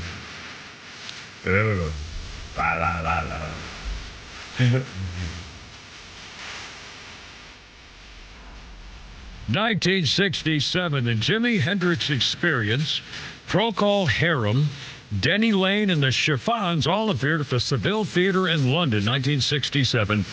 Paul McCartney and George Harrison were in the audience to see Jimi Hendrix, and the title track from Sgt. Pepper, which had been released just 3 days earlier. They wanted to see Jimmy perform the title track in 1967. Oh, he got that going for him. Let's see. Our birthday list. Oh, my God. Michelle Phillips, Mamas and the Papas, and the mother of Mackenzie. Michelle Phillips, 81 years old today. Let's see. Bar Raffelli, The Israeli model used to be with Leonardo DiCaprio until she turned 21. Barbara Felly is 40 years old today with a thinger. And on this day, oh my God, I didn't get a history thing. Hold on a second. I got a good history thing here for you today, too. Hold on a minute. I got to pick this one right here. I swear to God, I'm totally organized. Let's do a big battle day, Midway, 1942, Battle of Midway. One of the most decisive American victories against Japan. It changed everything in World War II. 4-day sea and air battle. Outnumbered Pacific Fleet in America destroyed 4 Japanese aircraft carriers and lost only one of our own, the Yorktown, to the previously invincible Japanese Navy. We were a growing threat. The Admiral Yamamoto tried to destroy our fleet before it could outmatch his own. And it's a very long story. There was a naval code, American threat in the Central Pacific. U.S. intelligence broke a Japanese naval code. There was a surprise attack, which we found out about it. It's a very, very long story and a really interesting story of what happened. In fact, have you ever seen the movie Battle of Midway? There are a couple of them, and they all have an awful lot about what it was. And it was even more than that. But still, it's really an incredible story. And it changed everything because it showed, hey, Japan was invincible on the sea until then. And they also, Japan made a couple of dumb mistakes, and they changed. Didn't they change torpedo planes into bomb planes, and then had to change them back? And by that time, it was too late, and they got caught. And it's an incredible story, the Battle of Midway. Yeah. Kimber, watch the documentary more than the movies. It explains exactly. Yeah. I'm sorry, Flounder. I was going to say, look at the Fox News headline right now. Boomers weed use. Whoa. Baby boomers weed use hits all-time high. Now, how did they know that? A survey, obviously, assuming people are telling the truth. Well, I haven't answered any questions. Well, now, baby boomers are I'm one, born after World War II. Like 1950, I was born, late 40s, but between 1945 and 1965, something like that, I think, a baby boomer? 63, 64, something like around, that. Yeah. So the youngest baby boomers are 65-ish. Or 60-ish. 64. Yeah, you're a baby boomer. You're the last of the baby boomers. I'm the first of the baby boomers. And between that age bracket, between 60 and 80, I completely understand that because the whole thing of weed has become so. It was prevalent when we were kids in high school. That's we had a smoking section at Parkview for tobacco, but you know what happened. I never did I never smoked pot when I was a teenager. When I was young, I never smoked it in the Marines. Oh, everybody did. The only time, I was a goody two shoes. The first time I smoked pot was in graduate school at Michigan State after I came back out of the Marines and went back to college. I went to Michigan State, and I was a graduate assistant teaching a course, and I was one of the college scholarship guys there, and fellowship winners. And the master guy, there were 4 of us in his little group, and he had us over to his house to celebrate our getting our graduate stuff. And he brought out a couple of joints. And I'd obviously seen them, but I'd never smoked one.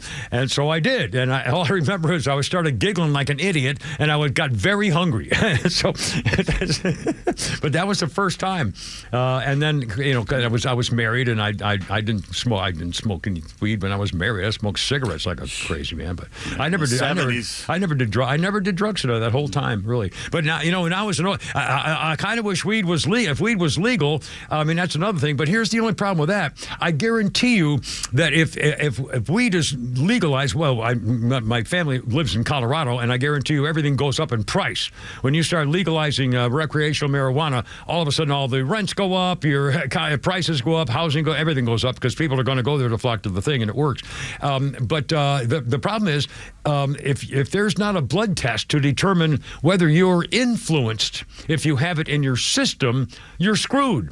If you smoke weed the night before, and then the next morning you're on the way to work and you're totally safe, and there's no hangover feeling of the weed, but you get in an accident and hurt somebody, and they give you a blood test, and you have weed in your system, you're screwed. Even though it had nothing to do with the accident, you're not high. The way from 15 hours ago, I don't think it lasts that long, does it? I don't think that's true. A month. Well, no, it'll be in your system for a month, but you won't be high for a month on one joint. Smoking weed for one night. But again, you could go to jail for 12 years because you were, DWI. And that just does, so that is this thing that scared me. I'd be afraid to, get caught doing it after, just because, if something happened, it wasn't even your fault for anything. But still, yeah, if you had drugs in your system, you're screwed. Even if the guy jumped in front of your car. Well, you had drugs in your system, you couldn't control yourself. Yeah, it's your honor. Oh, God, that'd be a nightmare. Anyway, sorry, I got distracted there. Oh. Well, we already have a nation of dullards. Why don't we just dull our senses? Well, that's the more? other thing. I mean, it can't be good. And they're saying that weed these days is way stronger than it used to be. That it's not even close. Yeah, that people, old people have said, well, it's no big deal. Have a joint before school. You can't do that now without. My friend calls it polio weed because you can't walk afterwards. Well, see, that's the thing. I mean, so that's just dangerous. Anyway, whatever. Well, whatever. If they legalize it, I'll be smoking it. But I'd be very careful. Dangerously fun. Yeah. Well, but again, I'd be nervous about driving and getting caught in an accident that wasn't my fault. Even if there was somebody hurt and you got weed in your system, you're screwed. I was so good at drinking, I just stuck with what I knew, and I made a master class out of it. I should start. I don't drink. I haven't had a drink. I haven't had a hard drink. Liquor of any kind. I've got liquor all over the place. I haven't had a drink in months. I got a stocked bar, and I've got probably a great bar, and I hardly ever take a sip. Look at it.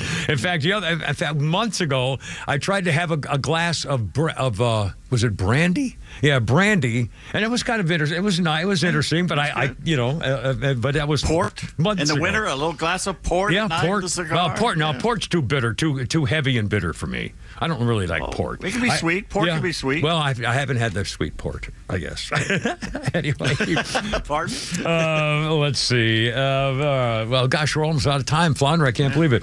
If you want to have a good laugh, Karine Jean-Poitrine, the podium princess, now claims she's no longer a Democrat. She's totally an independent, and she's insulted by what's happened with her Democratic Party has fallen apart, and she's now coming out with a freaking book. The podium princess is coming out with another one, coming out with a book on how the Democratic Party was broken inside the White House, outside the party lines. Betrayal of the Democrat Party that led to the decision for Joe Biden being kicked out of the... Oh, please. Hey, this woman, the podium princess, Karine, please. What a disgrace. Anyway, and Senator Grassley caught former FBI director of the criminal and traitor Christopher Wray lying again to Congress.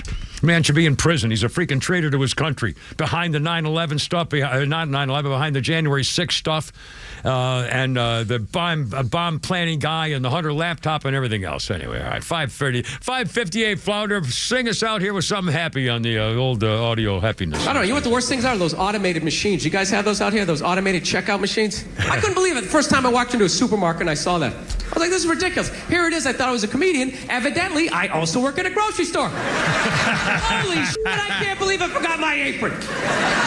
God, was I working tonight? I should have checked the schedule. Dude, do you realize the balls of that? The balls of that. Yeah, I'm going to have a store. You come in, you pick out what you want, you bring it up, you ring it up, you pay me, you put it in a bag, and then you get the out of my store. Let's go, people. Step it up. I'm trying to run a business here. Dude, if that is the future, if there's going to be no employees at a grocery store, I'm never paying for food again. Then when security shows up, you just play dumb. Like, what? I didn't know. Sir, you have to bring that back. No, I don't. What, are you going to cut my hours? I work here. It's like when bankers say they're doing you a favor when you use the ATM. I'm doing your job for you. Don't tell me that you're doing me a favor. Anyway, almost 6 o'clock. Kimmer, Pete, and Flounder. Christine, sing me home, baby. I gotta go. You're killing me. Go Braves. Hoorah. Herp and a herp. Look out.